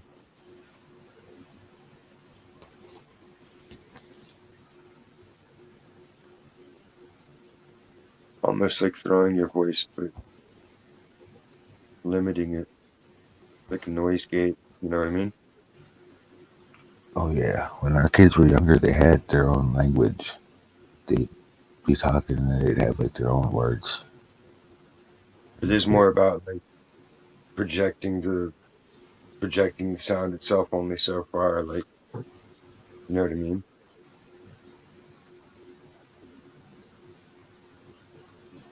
Like you do it naturally. If you're ever in a situation, like say someone's chasing you down, they're gonna fuck you up if they catch you and like you're in the front or hiding or something. You're able to talk to each other and you're both like super quiet and not breathing at all, but you know better. But you're already in that zone where you're just like talking only that far, you know? Does that make sense? Yes, it does. I don't have all the terminology for the theory. Otherwise, I would Google and see if any studies have been done.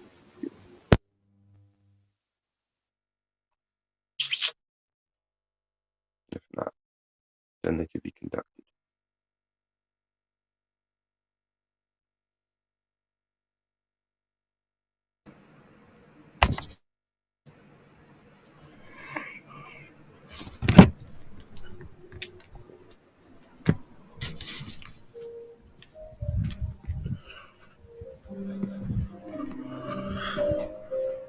I unplugged my headphones because I ended up talking louder than I did without it. And now I'm in the kitchen waiting for the coffee. I don't know if you can hear it or not.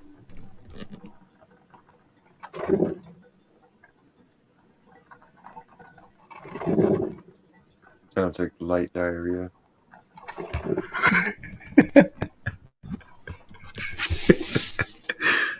Now that you mentioned it, yeah, it does. Smattering, smattering.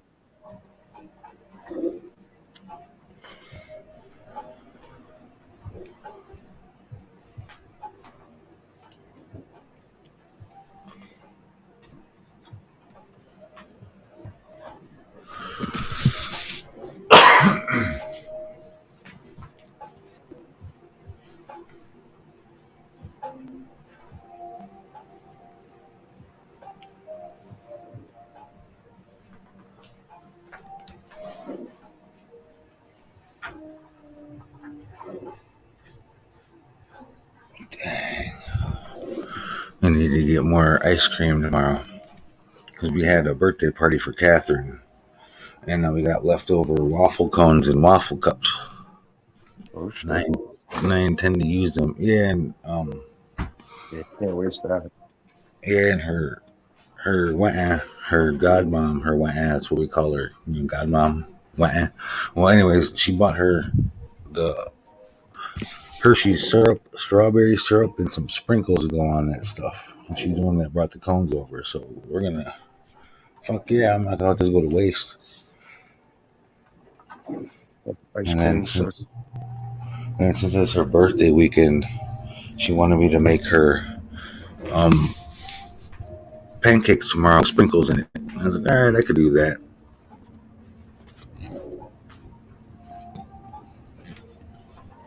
Sprinkles. Unicorn ice cream. Waffle cone.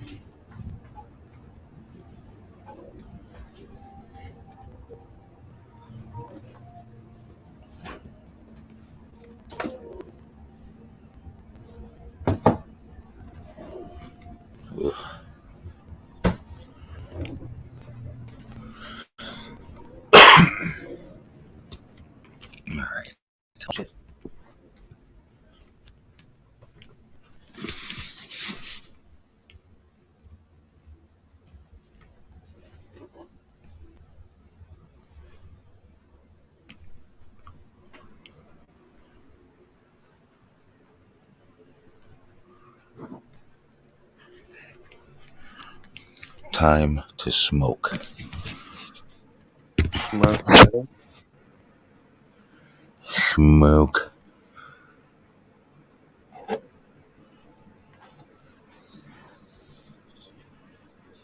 Why does it not have to go in here? I know it's on fucking YouTube. So wait.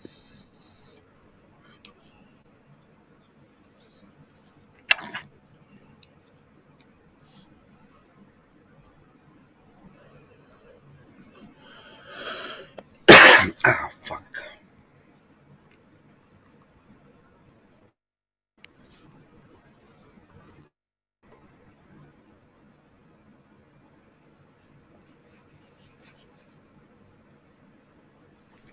You know, I actually really like this bowl. I just got to remember not to grab it by the head there. I just burned my hand.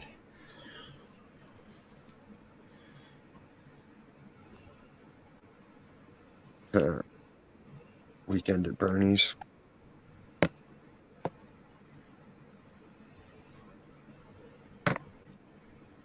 Weekend at third-degree Bernie's.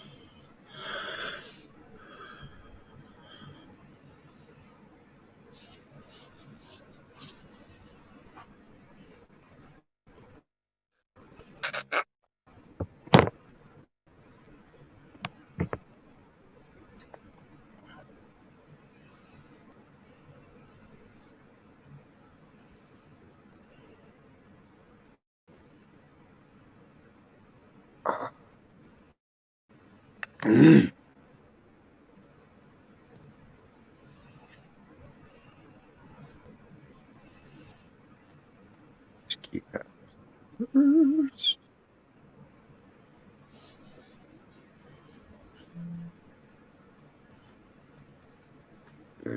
Why do I have taste in it?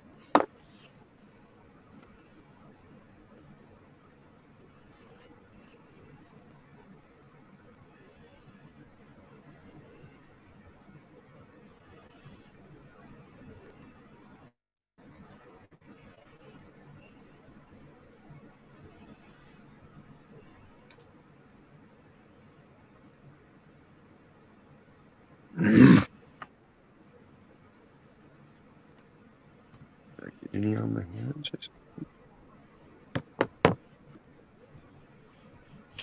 I washed my hands so shit. That's the worst. You don't know if you got anything in your system going through your skin, but you kind of have the feeling that it did.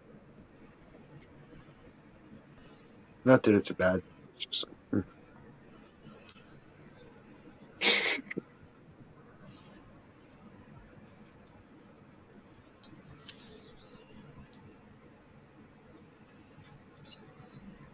here we go.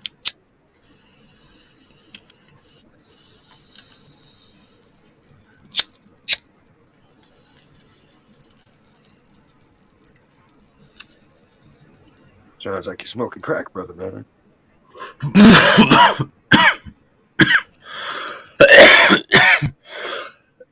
It's funny, that's what I was thinking. It's all whistling. Sizzle. Got that chore boy sizzling. Just took a big rip. I like that.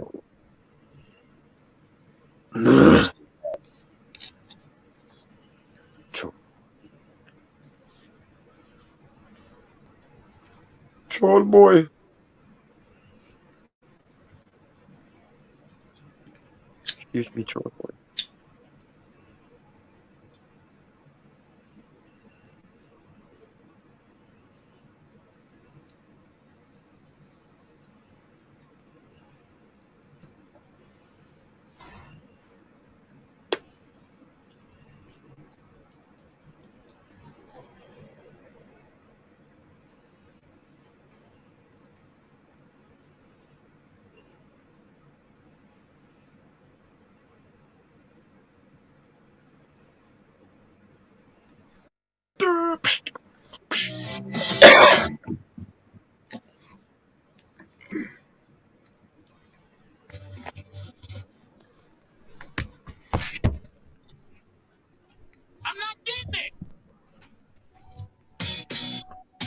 Yeah, man, I fucking I recommend just checking out some fucking King Weed whenever a random album. That's what I do at work. Just listen to that, like King Weed or some of the other stuff. And there's just some people at work, like they're older. They're like born in the '70s and stuff, and they're like, Right. yeah, man, this shit is awesome." So they're fucking just chilling, jamming out, and they get mad when I'll just be working. I'll just be all stoned and I'll forget. And they're like, "Well, where's the fucking music at?" Like, oh, hold on, like, my bad. And it's funny because they laugh when they fucking see the names of the bands and shit. Fucking like King Weed and Stone Rebel and fucking.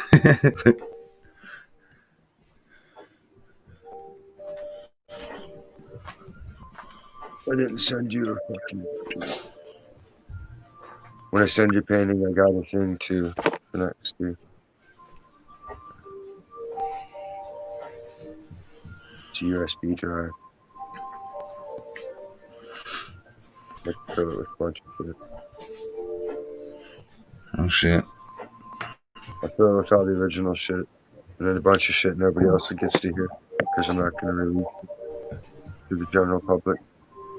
Just fuck them. Hell yeah, because fuck them. That's why. Yeah. Yeah. Like Appreciation is a big deal. shit. Fucking that reminds me of that one episode of Chappelle Show where they're at the Kinkos. And he's like, Yep. because fuck them. That's why. Exactly. He gets it. Oh man, fucking. I swear, man. Like to me personally, that's one of my favorite fucking shows, like comedy shows. It was good until like everybody liked it, and then it was like, because that's all you heard Yeah, was everybody doing imitating it, you know. yeah. And then it's like, oh, all right. But then they didn't move on from there to discover other. Like, come on, there's other shit that's funny too. Discover that. I know So if we're that's good with, well, we're good with just Richard Pryor. We're good with just this. Like, Mr. Show's that's one fucking of those hilarious. things. Like with some of my favorite, like, because back like a couple years ago, I was listening to this rap group. They're called the Underachievers, and they were underground, and they were from the Flatbush area and in fucking Brooklyn and shit. And fucking, they had some heavy ass tracks. And back then, I was like, yeah, man, I was hoping, that they'd make it big. And then now that they made it big, man, they're just, it's just the same shit I hear. It's like, oh man, so I just stopped listening to them. They got signed on and all this other shit, and they're doing the shit that they were first rapping against. And Oh yeah, that's the only way to get bigger is to conform. You got to change your language. You got to change your attitude. You got to change the way you behave.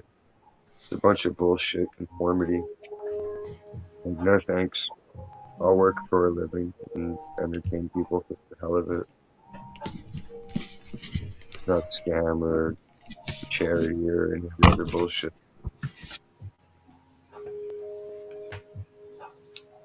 It's not, it's not bullshit. yeah, so that's one thing. I'm kind of afraid of some of the things I listen to. Cause it's like, 'Cause cause then everyone you will got, hear it. And they'll be like, "Oh yeah, fucking like King Weed," and it's like, "Oh come on," Like I mean, the name is always kind of cliche, but shit, their music is banging. yeah, it's decent.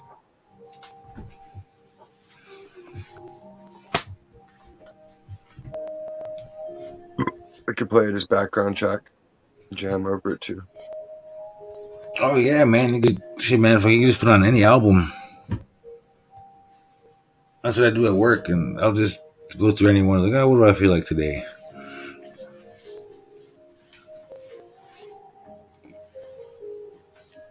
It's not always 'Cause feeling. Sometimes it's thoughts. Well, because that's most of what that and some of the stuff that I listen to is what the people at work like. So I just they're like, yeah, man, can you play that? And I was like, yeah, I'll play that. The Fuck people it. happen to listen to what I like at work and hear it, and they like it too. It's coincidental. Yeah, because I was fucking cleaning a room by myself, and then they came in to help. I was cleaning the bathroom, and I didn't know that they were in the in the room fucking making the bed. And then I went out there to go make the bed, and then she was already done, and then she was wiping stuff down, and then she asked me. He's like, oh shit, what kind of music is that? And I showed her, and then I just remember she just laughed, and she's like, wait, is that the name of the band? I was like, yeah, and she was like, oh, nice. And then fucking the whole time, fucking, she was just like nodding her head and shit. I was like, sweet, some old lady. And it's funny because fucking let's go on the balcony and just take a puff together and just jam out to the music. Right?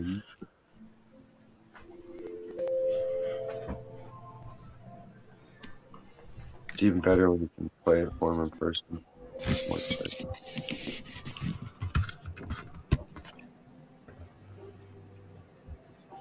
Especially if you know like the song you're with. It's even better. So, Hell yeah, shit. Fucking when I first when she first started listening to it, she asked me what the name of the bands were, and I fucking had to write them down for her. And then fucking she's telling me that fucking she's listening to them at home while she's cleaning in her house and shit. I was like, not bad, sweet, fucking promoting music, spreading the word, spreading the tune. yep. As long as until it gets played out. As long as it doesn't play it out. Well, fucking, there's days where I play like some other shit, but it's all good. Variety is the spice of life.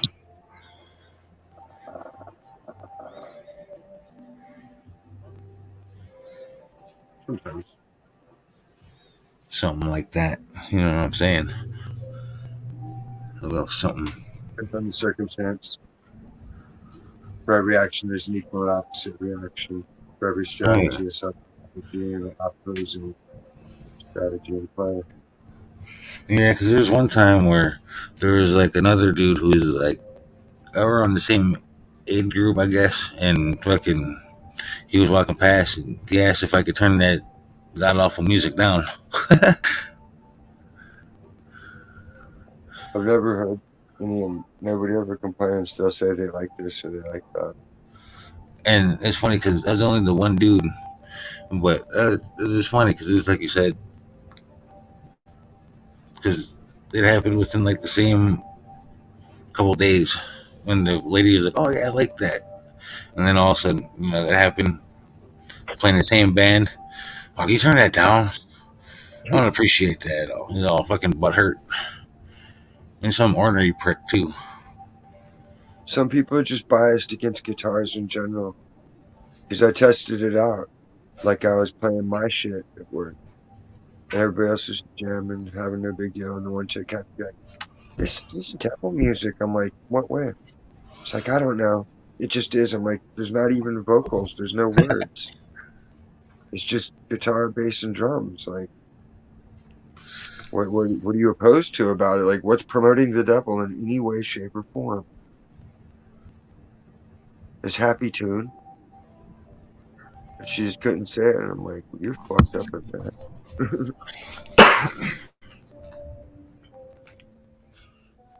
The boss is funny. She'll hear it when it's like heavy metal, and she'll be like, I just imagine someone going, rah, rah, rah, rah, rah.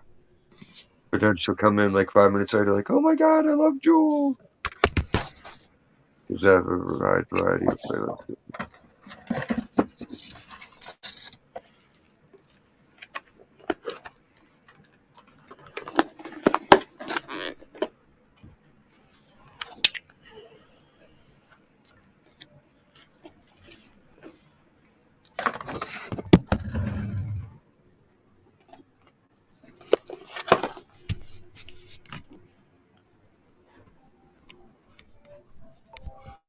I just had to grab some beer real quick. But yeah, I've had a similar, well, not a similar, but I had an experience where I was wearing a Lamb of God hoodie. I was like, like 15, and I was waiting for the bus in downtown St. Paul. And these, what are those fucking people? Those fucking people that come to your doorstep knocking. I forgot the name of them people. Maybe for a good reason too. Well, anyway, it was one of them people, and then they're like, "Hey, I see your sweater," and yeah, and they sort of and he approached me because they see my sweater, Lamb of God, and I was like ah. And then because I told them that I was Native American and that I practiced some of our spiritual beliefs and stuff, and right off bat he said that I'm worshiping the devil, and he kind of like backed up and shit, and he's all stern, like, oh, like, wait, hold up, like, you just come up, approach me and shit, and now all of a sudden you're scorning me because fucking, it was bullshit. To me, But worshiping the but devil is like, I just remember this fucking cop who was doing traffic duty. He came out of the little bus station area, and he fucking just told me, man, you need to stop harassing that poor kid. And then the bus came, and I got on, and that was just crazy, man. Fucking, like, this audacity. Supposedly he's doing God's work, but then again, there he goes judging me. Like, okay, because it's his interpretation. And everybody's a work in progress. So no matter how well meaning you are, you're always going to be led astray in some way. nah, but like he was like in my face and like in a very intimidating manner. Like nowadays, well, maybe not nowadays, but maybe like 5 years ago, me, I probably would have fucking went to jail over that altercation. But nowadays, like, man, You got to fuck. be like, yeah, let's sit down and talk. And then just start smoking right in front of him. And be like, so what's up? No, but he just asked me, I was like, yeah, I'm Native American. Oh, are you? Like, yeah, so what? So do you believe in Jesus Christ? I was like, yeah. But, and then I was like, oh, so you've been to a powwow? I was like, yeah, well, and I told him that I went to a sweat lodge recently. And that's when I was doing fucking devil worship. Oh, God. It's basically like a sauna. Yeah. That's the thing. It's like, okay, whether you're thinking that way or you believe it or not, in essence, you're just sitting in a room sweating it out.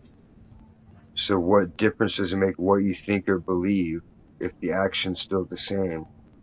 Your action And, isn't bad. And therefore it's what you pretty thought much and believed doesn't matter, right? sweat lodge. We all go in there, and there's a bunch of hot rocks, and well, depending on like the ceremony, there's a certain amount of rocks, and there's a But certain amount of at the doors. core level, even if you didn't care about any of that shit and you were just there sweating it out, that's all you're doing is just sitting there sweating it out. So any of the other shit they add to it doesn't really matter or make it evil unless they're purposely dedicating it to evil. But And even then, it would still be all in all, it's fucking just, the same. yeah, it's just like a sauna where we just sit and we just meditate on some words, pretty much, and just say some prayers. That's all we do. It's just like we just pray, and it's pretty much praying in a sauna. I don't think there's nothing wrong with that. And in fact, you come out feeling a hell of a lot better. Yeah, 'cause you sweat out all the poison. Yep. I remember when I was younger, and it was my first time. I was maybe like 9 or 8. I was 8 years old, and it was the very first time that I spent the night away from my dad, and I was really homesick. And then that whole weekend, I was there for a little 5-day adventure. But my uncle was there, my dad's brother, so that was cool. But I still had that homesickness, and I remember I caught like this really fucking bad headache, and then it evolved into like kind of like a stomach ache, and then we ended up doing the sweat lodge that night. Oh man, I just remember coming out of it feeling like fuck, like was literally like a brand new fucking person. There's like no pain. The headache was gone. Like my nasal passages were just clear. I was sweaty, but then again, fucking we had a lake right there, so we just went for a swim and washed it all off. So fucking, it was great. I've been like shower, soap, shampoo.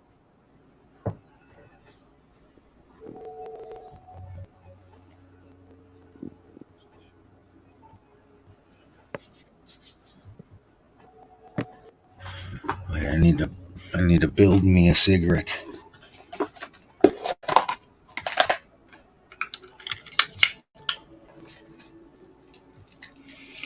And what do you call it? Fucking, we're in the kitchen right now. And I figured it's the place where I could talk the loudest. Well, I suppose I could go to the bathroom, but that'd be kind of weird. But the office, it's the living room. Oh, what do you call it? Catherine is sleeping on the hiding bed out there. You I rumpus figured, why room. not?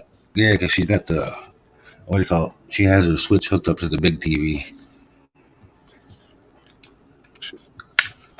And she was out there gaming out earlier. It was cute because, what do you call it?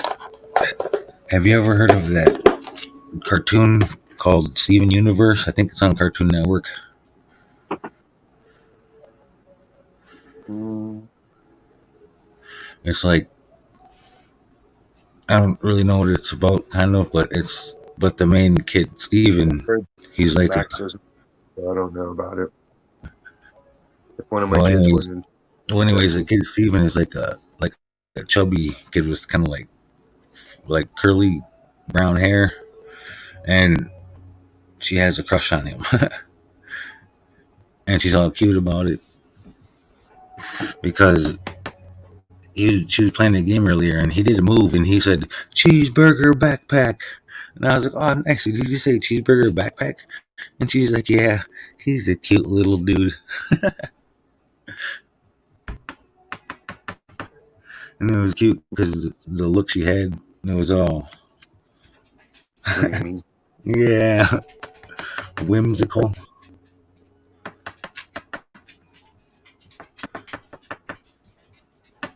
She looked, what do you call it? Yeah.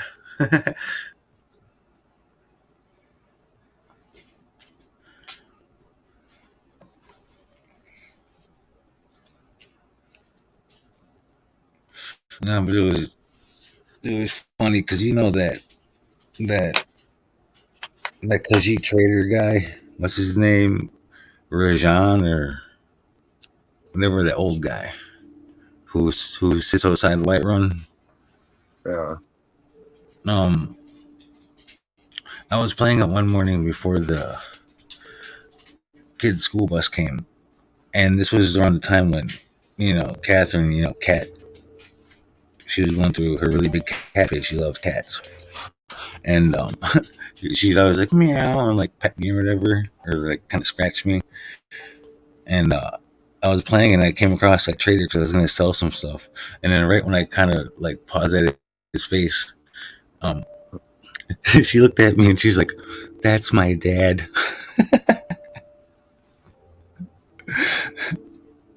I like doing the fun shit in the game. Like if you get the Netch jelly, that'll paralyze you, right? Oh So you yeah, have it all set up, and then you go and let the giant club you into the air, and then you like pause it real quick and eat the Netch jelly, and you get to see yourself fly way the fuck up and come all the way back down, but you don't get hurt.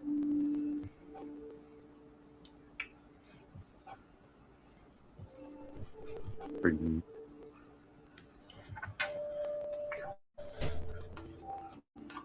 man, I have everything maxed out in that game on the 360, but not on the Xbox One, the Have you special edition.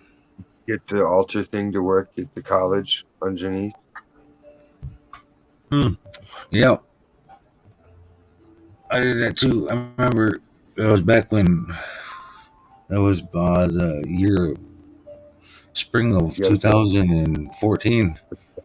Me and Sarah were completionists, and we were just enthralled. Everything, pretty much that whole year was just Skyrim. It was a Skyrim year. It was a my great, main guy, legendary on everything. and that's what. Well, because that was because she's like playing Morrowind and Oblivion before I even met her, and I like Have you playing them been games too. So it's like, Mirror? damn, so Have it's you gotten the awesome. second out of it? What was that? You can change Mirak's mind and get him on your side. Oh no, I haven't. We haven't gotten that done yet. I think Sarah did because You she have to be was. level. You have to Yeah, battle him at level. yeah. Sarah did that on her. I remember she did that when I was at work.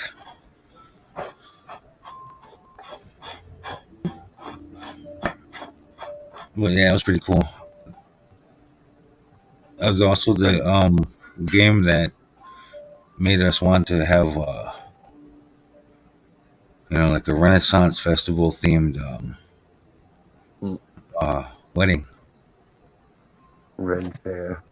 But then now we're thinking, well, we just went to the government center and got one, at the courthouse. But now we're thinking about, well, renewing our vows in a medieval style fashion. Just because we're, what do you call it? I mentioned it to my buddy, my best buddy, and he had just was mentioned to his wife about the Renaissance Festival. I guess just moments before I got there, and he was like, "Yeah, we were just talking about that." And then my other best buddy, who I showed up with, started talking about that he actually had plans to go down there this year, and so now we're all gonna go down there this fall and fucking dress up, fucking have a night on the town. Go have a fucking what do you call it? A beer in a tankard and a brat, and walk around with the fucking king size turkey leg. Breakfast. Yeah, no, because when I was there at the one in Minnesota, they had Germantown. I just remember that I don't know, I was just wondering bratwurst was the shit that year, and they're selling bratwurst. And I got a bratwurst, and oh man, I had like 4 of them motherfuckers that day. Bratwurst are always dope. And it was great because at the time I was working there.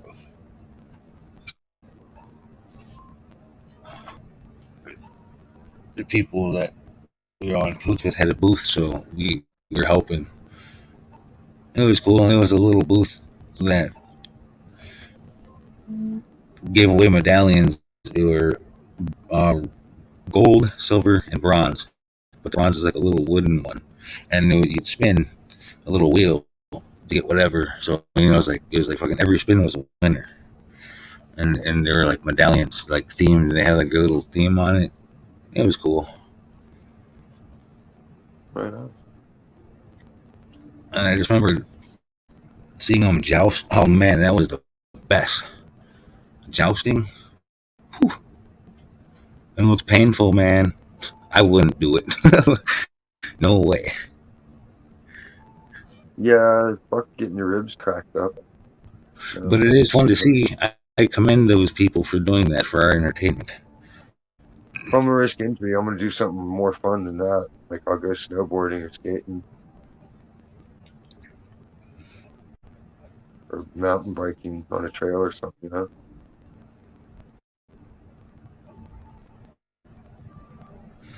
I've I never don't been want to be snowboarding. I've been skiing. stuck house. I even got duped in the fucking cross country skiing. Huh.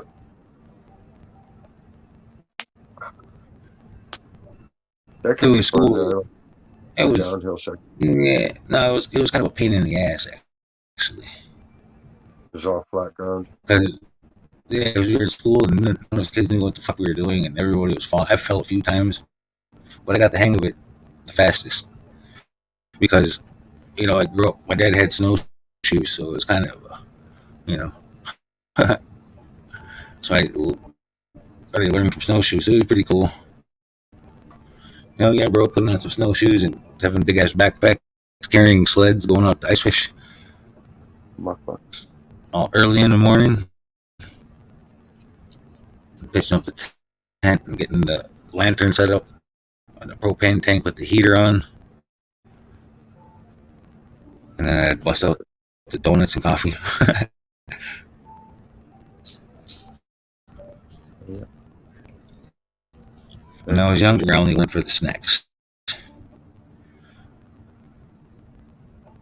was awesome because around noon when we'd come back, my dad would always take us out to eat. So I guess you could say I went there for the food.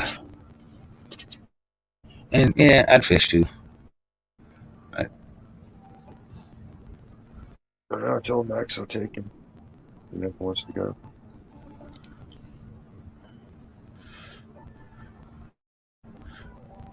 and then eventually we get bored, and then we just go bring the football out and just go play catch up on the ice. I get bored And then first. just find the parts that are, like untouched that are thick where you could just jump around and dive for the football. But back when you're younger, you're lighter. Like fishing to me is more of a you need to do it kind of thing. Yeah, fishing is really, I don't know, I like it. I mean, It's fun if you're out on a boat, in the ocean, and fish are running, then you're catching shit left and right. But like just shore oh fish, yeah. boring as fuck. I remember my dad, we had, growing up at our cabin in Wisconsin, we had boats. And then we had a canoe and a paddle boat. And then, back when I was younger, I was too small to handle the canoe by myself. So I take the paddle boat out. And holy fuck, man, I'd get yanked around by some fucking largemouth bass and some northern pike and shit. I'd go out early in the morning, it'd be like 6:30, 7 in the morning. I'd take the paddle boat out, just go fishing. Just go all the way around the lake by the mouth of the Apple River. And just fucking just catch some nice bass, bro. I'm telling you. Good times.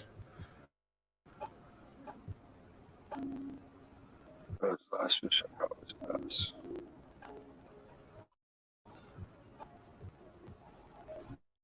There's one thing.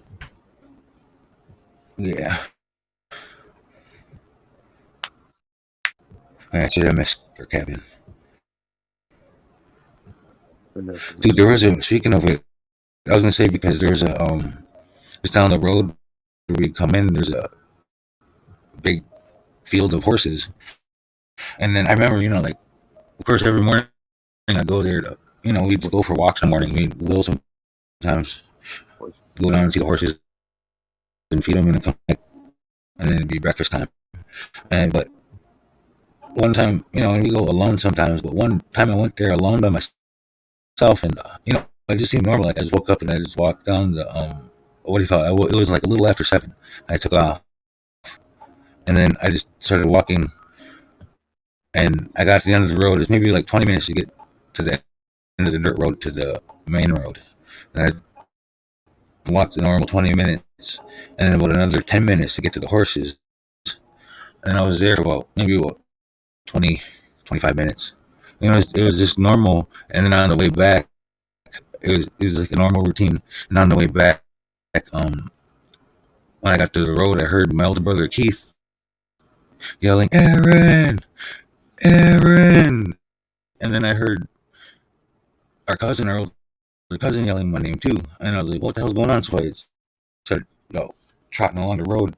And then my cousin was in the woods yelling my name, and my brother Keith was in our dad's truck driving, yelling my name. And then when he seen me, he sped up and he got up and he gave me a big hug and he asked me if I was okay and what's wrong or whatever. Dude, and I guess I was gone for like 3 hours. Oh shit. No, but it was just weird because it seemed like a normal like hour and a half, whatever, hour, a little over an hour. Right. Yeah, that's time compression. That's how brain damage feels. Like you'll have a bunch of memories just crammed into one little block. The timing of it's all off, but it doesn't seem off at all to you, or even impossible. Even when you think about it, like, yeah, it doesn't make sense that all these things could happen in 1 week or whatever, or that amount of time took place. But It's weird because it tripped me out because I always thought it was like some time anomaly and like fucking nobody well, it is. believed me. It's like it's a memory storage anomaly.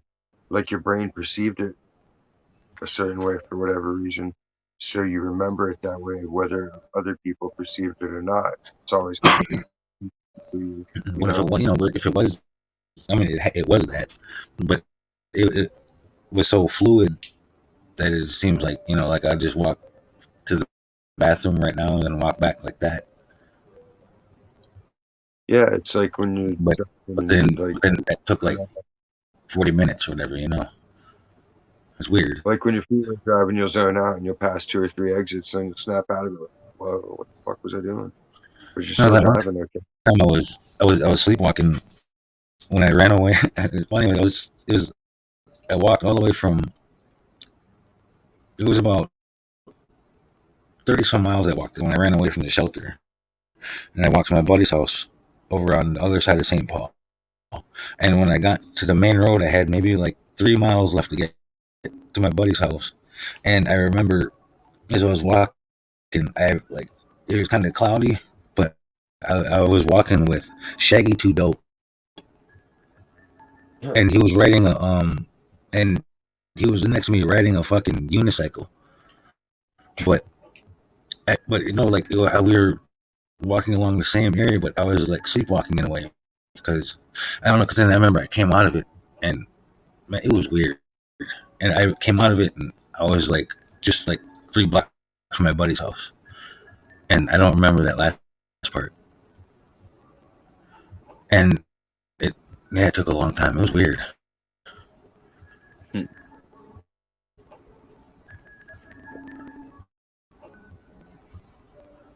I don't think about it. I had a lot of times that happened to me. My brain damaged. Yeah. But it is recoverable. Proper mushroom regimen will restore all damaged neurons, cause neurogenesis. You can regrow areas. I don't know. Time. I think sometimes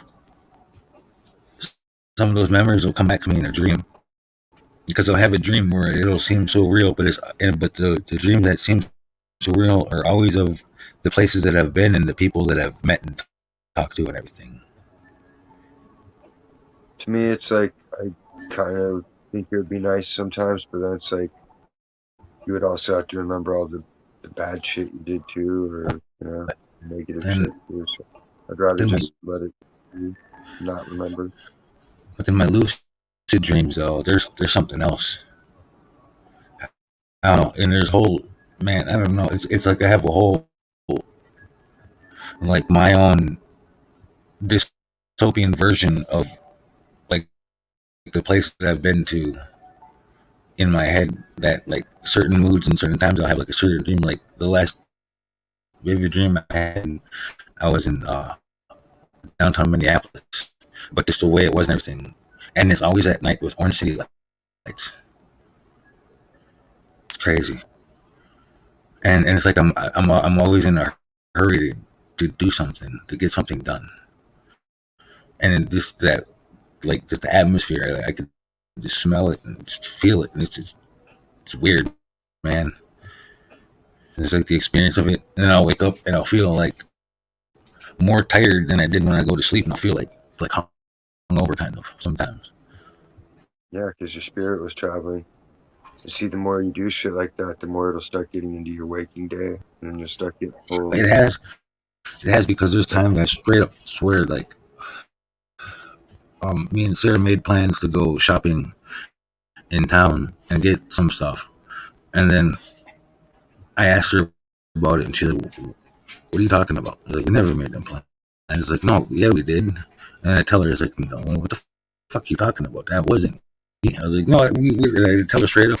I was like, "No," and I remember I was like, "That was a fucking dream." Damn, it's crazy, but because it was like had happened in the same like time as the scenario took place when I told her about it.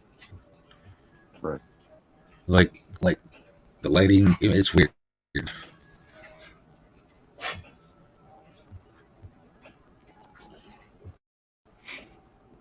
Because at that time we needed them same things, so I ended up making that list with her, but just in a different fashion, in a weird, awkward manner, I guess, because I spilled the beans. Well, like you remember how like in cartoons they would be cooking food and the smell would grab them by the nose. Mm, I've never Um, seen that. like I'll hear some shit, but like I'll completely go to the source of the sound, and then I'll find my head catching up, and Mm. then I'm back to normal one. But it pulls me over for a second sometimes. It's a weird phenomenon. Yeah, I have instances like that. Not all the time though. Like if I was someplace safe where I could sit comfortably and have that happen, it'd be all right. But not when I'm trying to walk. So there was one time I kept hearing a really weird knocking noise out in the woods, but it was like methodical. It was like a pattern. I was like, what the fuck is that? And I kept hearing the noise, but then when I get closer to it, it sounded like it was in a different area. And I was like, what the hell is going on? And I thought it was like getting tripped out or whatever, something or whatever. And then I heard it again, and I heard it, I looked up, and it was a pileated woodpecker. And that fucker, I shit you not, was at least like 2.5, 3 feet tall. And his eyes were so, man, he look at it. It scared me. I was like, I took off running though, but it was just funny though, because it was a huge fucking bird, bro. And it's the way his eyes were so menacing, and it just kept, and it just hopped to the other side of the tree. You know it's the worst. You're about to sleep, and then you hear like a gunshot right beside your ear. Oh yeah, yeah. And you're like, what the fuck was that about? Or I'll hear some stuff, or like something will happen, and I'll wake up and it was like a jolt.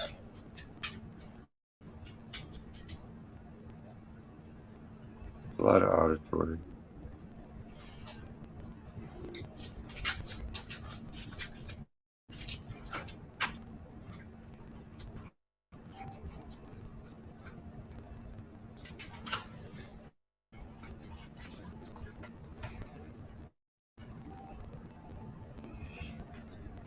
But there's been a few times lately in the past where I've been having dreams about people that I haven't seen or thought about in like years.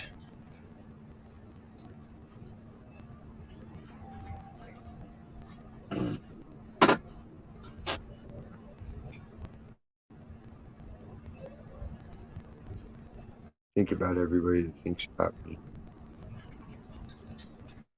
Everybody else just died off.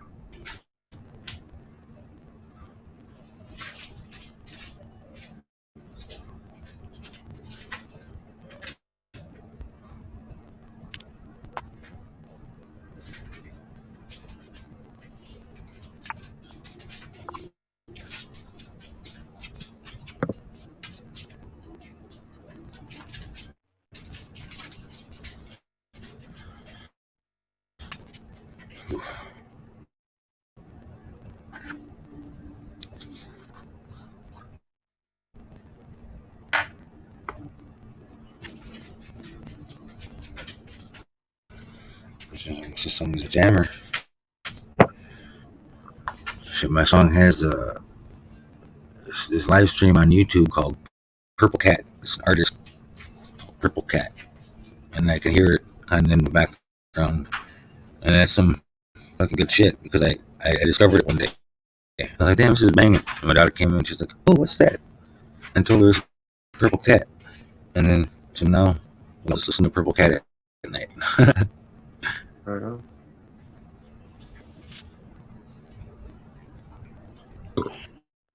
There's this one that I occasionally listen to as well. It's called the Late Late Horror Show, and they play like all them old time radio plays, like the old school like sci-fi radio plays, and Sherlock Holmes, and the ones with fucking Frank Sinatra and all them too. Pretty good.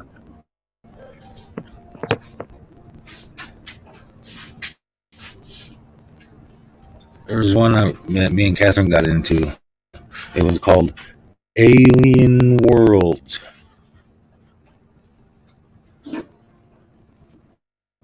and it was like a.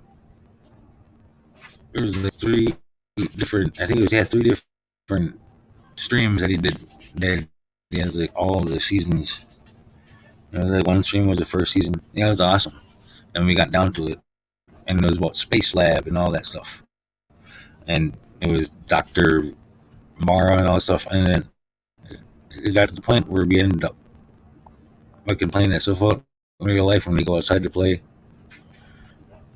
It was awesome because Catherine wanted to be Dr. Kate Mora from Space Lab, and then me and our son would be the fucking security guys from that show. It was awesome. Nice dudes, he's throwing up gang signs. Until I stretch my fingers. I know. And it's funny because somebody would be like, "Oh, what? That's disrespectful." If your gang signs are like that, then you're in a weird gang. Because it's just stretch your fingers. Yeah, because I guess it's neat because you can make little. you already know that. You already know that out there, somebody's gonna be offended by that, or somebody's gonna be like, "Oh, all right, yeah, that's what's up." People believe whatever they want to be. That's just how life is. It's called confirmational bias. They already have an idea how they want things to be, so they can't ever deviate from that. They have to stick to the narrative. It's their security blanket around their vague ego.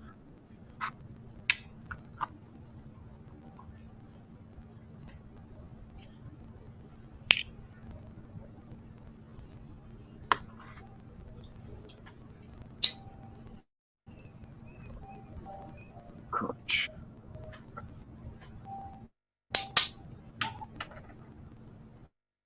I don't want the boss to retire in a few months.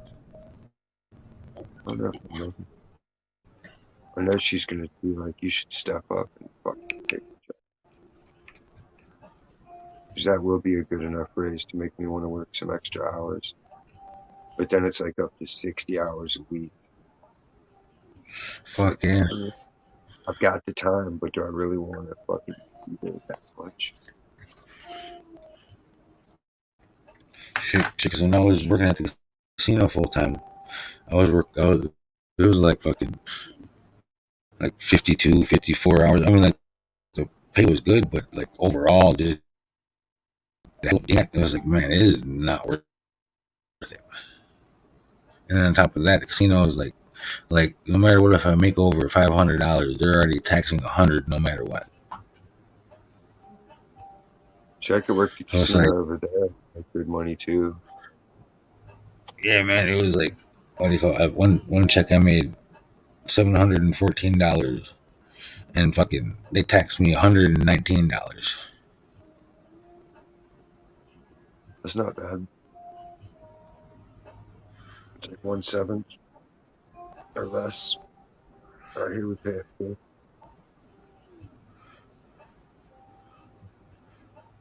If you pay anywhere from 18 to 20%, depending on what they feel like snatching from you that week.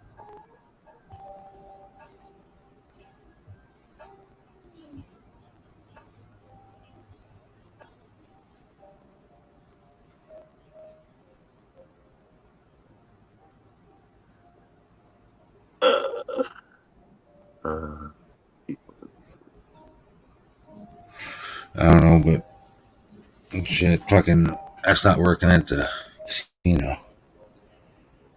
My brother straight up said, he's like, all right, bro, I'll see you on Wednesday. I was like, yep.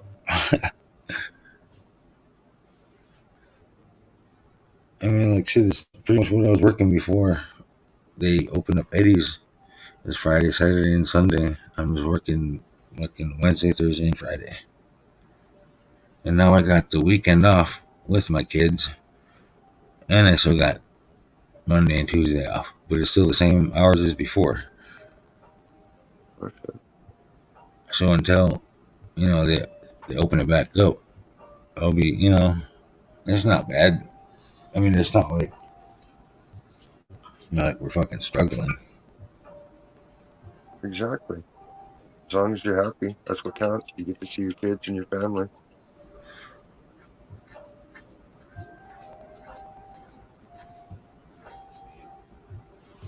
And that's the first thing we do every month when Sarah gets her per cap and everything. We get the bills paid. Well, because we're talking about private owners or whatever. We got our own land and everything, and we're homeowners.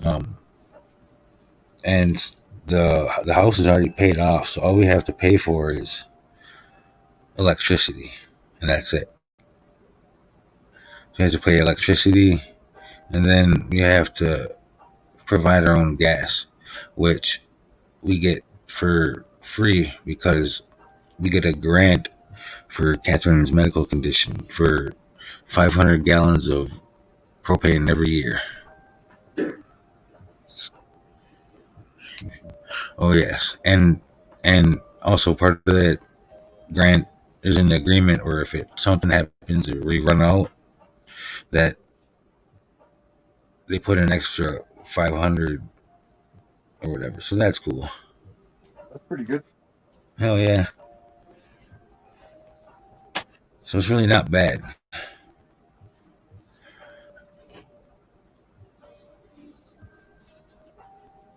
So we just pay that.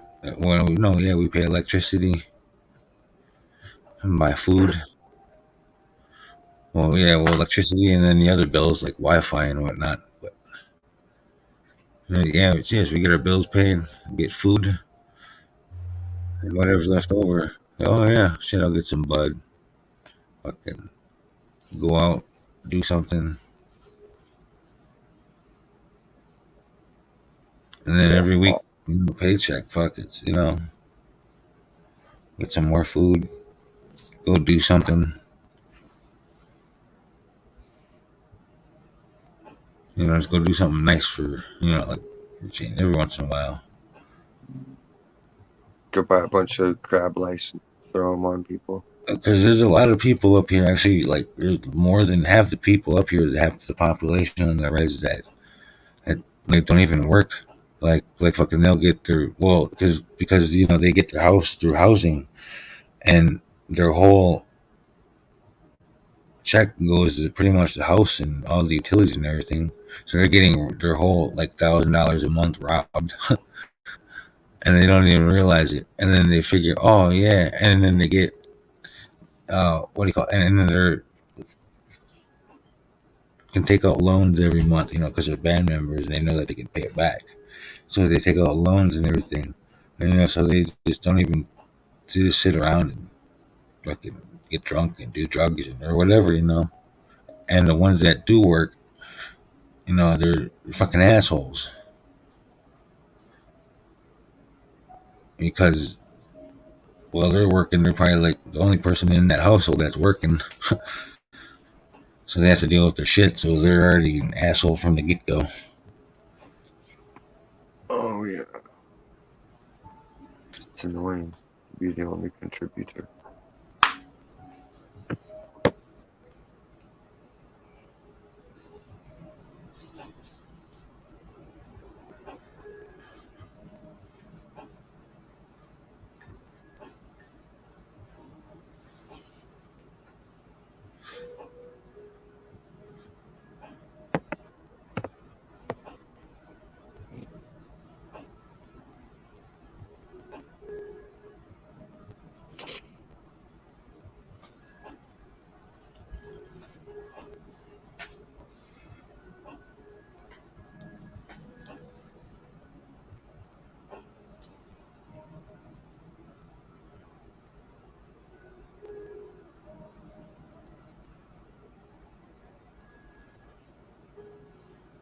And it's kind of sad up here because it's to the point where it's like the people who don't have a job and they ask us, "Oh, what you doing?" I say, "Oh, yeah, man. So you still working at Eddie's?" And I tell them, "Oh, yeah, that's what's up, man. Yeah, man. Keep that job, man. You're doing good for yourself, whatever. You know, like, no matter what, even if you got like a job working at the gas station, whatever. People are like, "Oh, yeah, man, you're doing good for yourself, or whatever." You know, it's like I don't know, like they put themselves in that mental state where they think that I don't know, man. It's sad.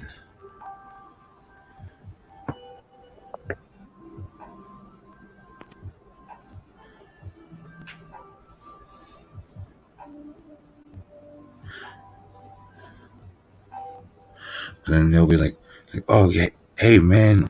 So you think I could borrow like 20, 40 bucks? Shit, man. I'll pay you back on per cap." I'm like, "Nah, man." They always ask me because they know I got a job.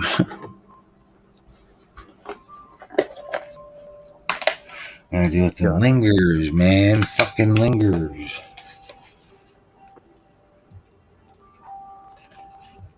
They need to just destroy it. Yeah, and it's funny because we have our stuff. Just like a regular. You're talking about, it's a home, and people's like, "Yeah, man, it's crazy, man. Fucking how'd you guys get all this stuff?" Like we we worked for it, Yeah, and they're like, yeah, "Oh yeah. damn, man, fucking," and you're like, "Oh damn, man, fuck, you must have saved up a lot." Like, no, not really. They're like, we just, the past couple of years, we just got a little here and there.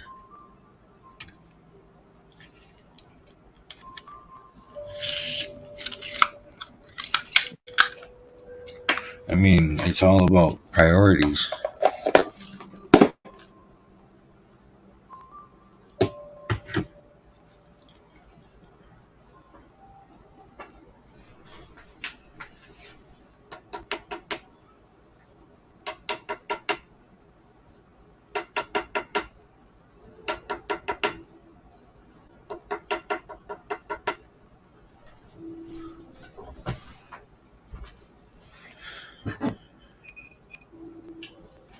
I'm gonna give me a fresh cup of coffee.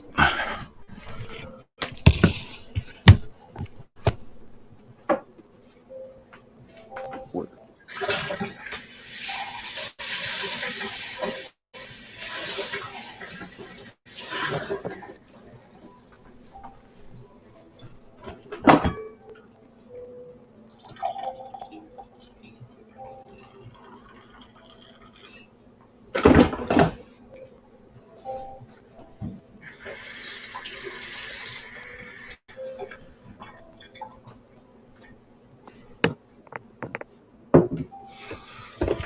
And speaking of priorities, one of our old coworkers who used to work with us, you know, that girl I was telling you about who got fired for smoking weed at the casino.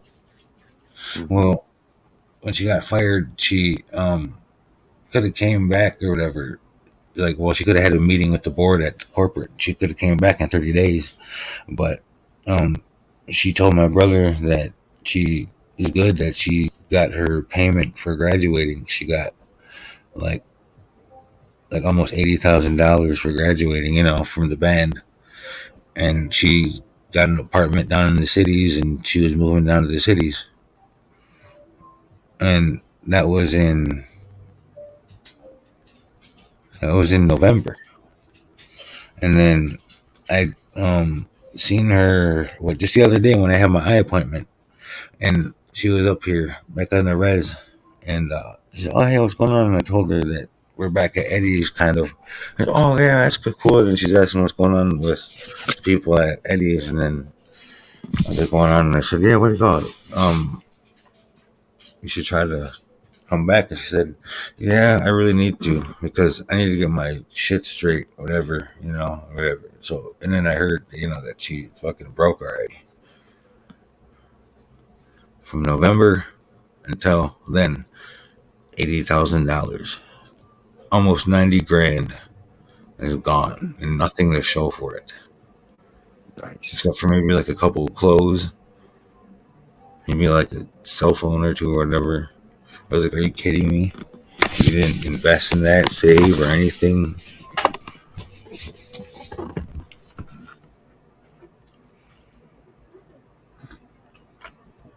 I tell you what, if People fucking, are gonna be with their emotions, I you tell you know. what, man, if I got fucking $80,000 for graduating fucking high school, like right now with my fucking mindset, man, ah, I'd be a fucking, I'd be a I'd have full. millionaire. You know what? No, what do you call it? I would still have like $80,000, but the way I would have it set up, I would still feel like a millionaire.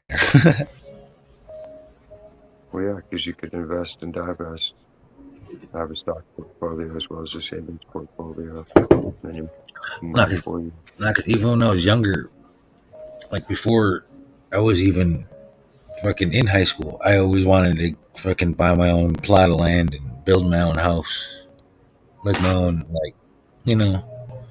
And nowadays, people are doing exactly that. Like their little off-grid cabin that became a thing, and I was thinking, man, I was thinking of doing that as a kid and shit, because we had a hunting shack that was just like that. I was like, I want to do that, and now all of a sudden, fucking that's just the shit now. And I'm like, oh, come on, I already been out of that. When I was just a kid. Pretty much. Just trying to get to a point where you can do all the shit you wanted to do, and it's all the shit you wanted to do when you're young that you couldn't do. Because everything else you've done.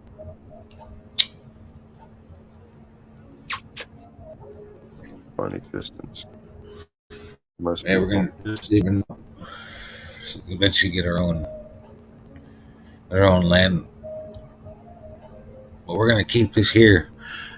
I mean, it's nice. It's small. We got 5 acres, but it's on the res. Just that alone is just fucking reason enough to get off.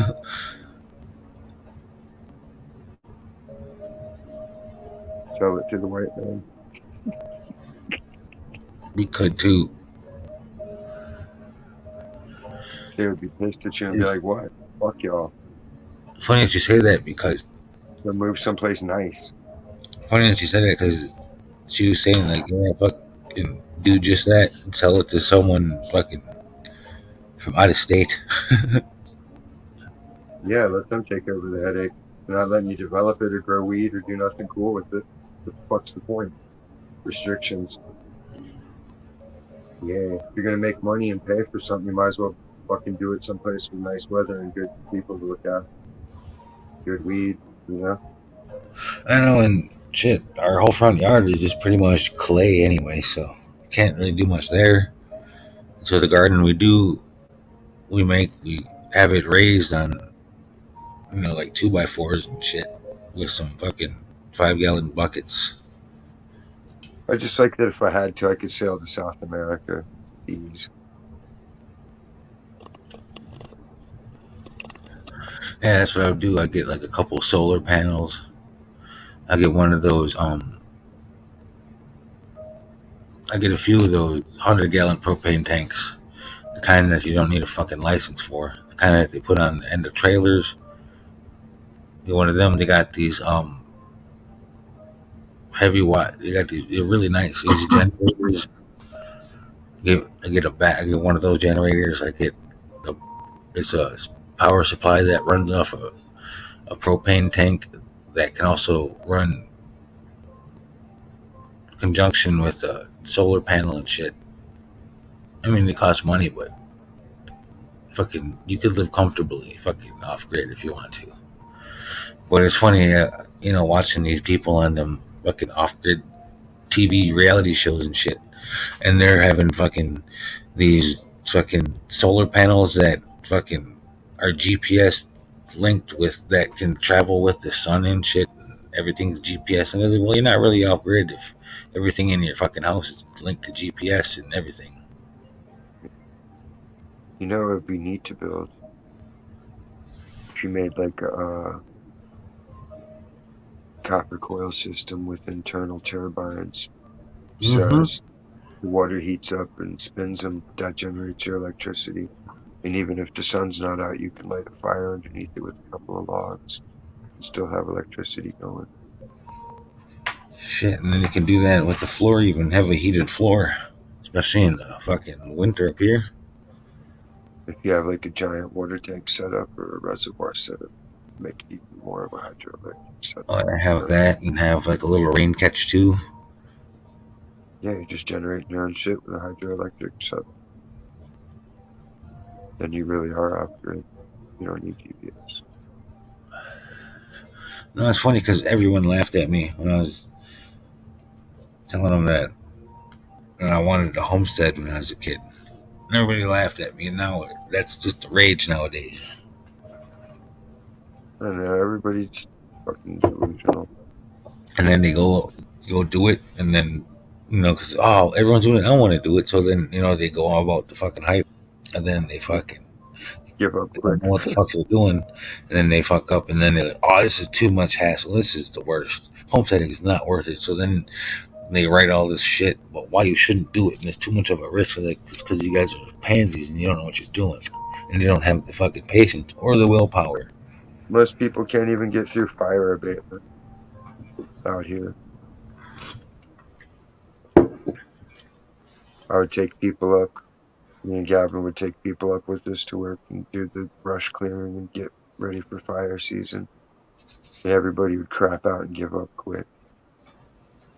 It's like, nah, man, you gotta fucking plug it out. It's hot as fuck. You're up in the mountain, high altitude. It's hot as shit.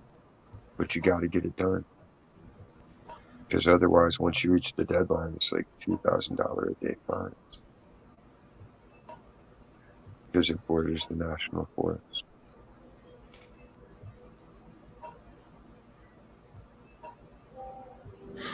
Yeah, Well, I learned a lot of that, and especially camping. Growing up with my dad, I bring it up a lot, but it's just how I learned this stuff from as a kid. And when we go camping overnight, I'd always bring a mess kit with. And this one time we went camping, it was like a day and a half, but I brought my mess kit with. And this one dude was talking shit. Like, what are you gonna do? You gonna fucking cook up a fucking hot meal or whatever? Just talking shit. Because he didn't have one. I was the only one that had one. And then that night, we had our own little meals that we got divvied out. It just happened to be like some cold vacuum sealed shit. Oh man, and he started complaining because it was cold and he had to eat it out of the fucking packet. And here I am, I'm fucking making it so it's not so fucking sludgy. I'm mixing it with a little bit of my water and fucking I had my little fucking my little heat cube I'd just strike up with, spoiler. light up, and I just heat up that sitting right. And the people that didn't talk shit that were cool about it, I'd let them use it. Right He on. asked if he could use it. I said no. Oh come on, man. You let them use it. I was like, yeah, but fuck you, you're an asshole.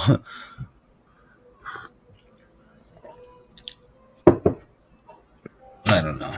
There's just little stuff like that.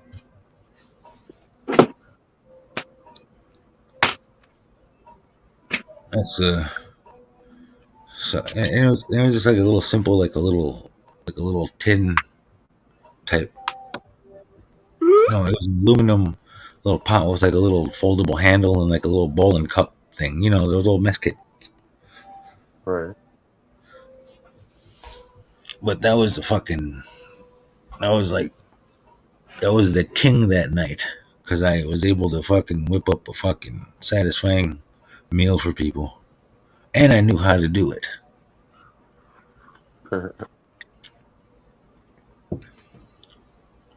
Sound like Brian. People are gonna think Then you're some kind of culinary genius. that's what I should do.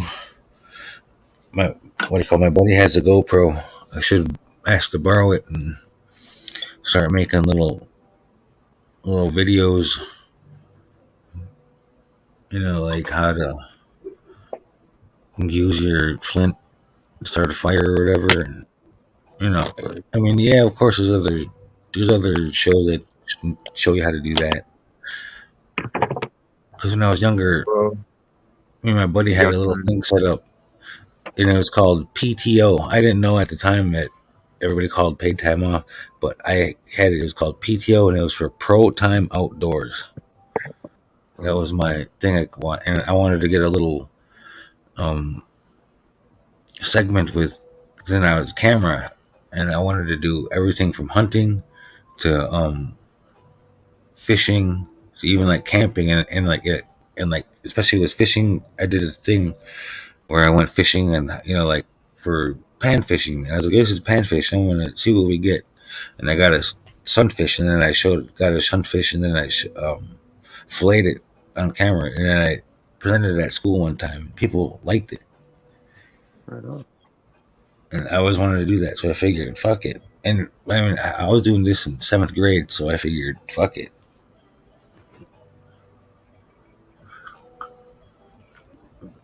And I always wondered, I was like, I wonder if the people who seen that in the class when I showed that to them, I wonder if they see this stuff on YouTube and they ever think about that moment in school. I'm pretty sure they do. They'd be like, damn fucking Aaron showed me that fucking back in school, man. Like, we'd even better. People remember shit whether you want to admit it or not. They like to frame things certain ways, but they know better. It always comes back. Yeah, no, I think I should do that. And then like just even like the basics, like just how to tie like fucking the fishing knots, and them fishing knots you could also incorporate to like even using for paracord for other stuff like hitching posts and everything, Right. and how to like different tarp usages and everything. Because shit, like if you got a tarp, I mean, you're good. You got yourself a fucking shelter, tarp and some rope, and always carry some fucking tent stakes, at least 12 of them, Right. and a kind that can stack together. That's what I carry.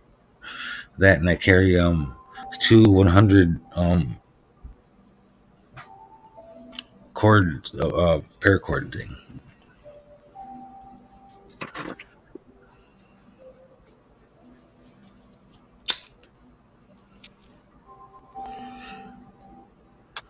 And I carry a little 8x10 tarp that I could fold up perfectly to where it'd be waterproof, where it could hold enough for just me and my gear. I got that in my backpack.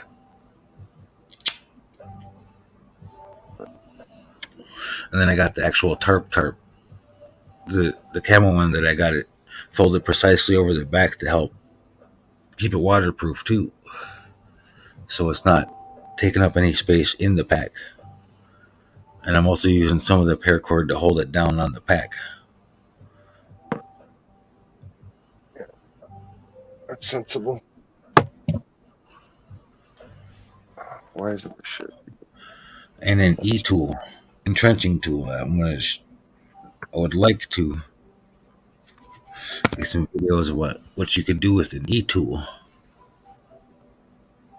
Mm. because you can do a lot more than dig holes with that motherfucker. Burn people's eye sockets.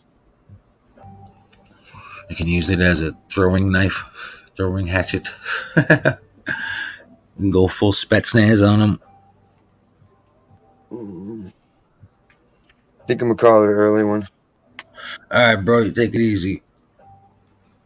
Get up early. Maybe I'll get Max earlier in the day. I'm within think I want to listen to some more music. Yeah, maybe I'll record something. We'll see. Have a good one, though. It's been fun. Yeah, you too. Take it easy, bro. I'll try to get your package out Monday or Tuesday, whatever day she gave me off. I don't know All if right, she yeah, bro. adjusted. No worries. All right, man. You All have right, a man. good one. Later, America.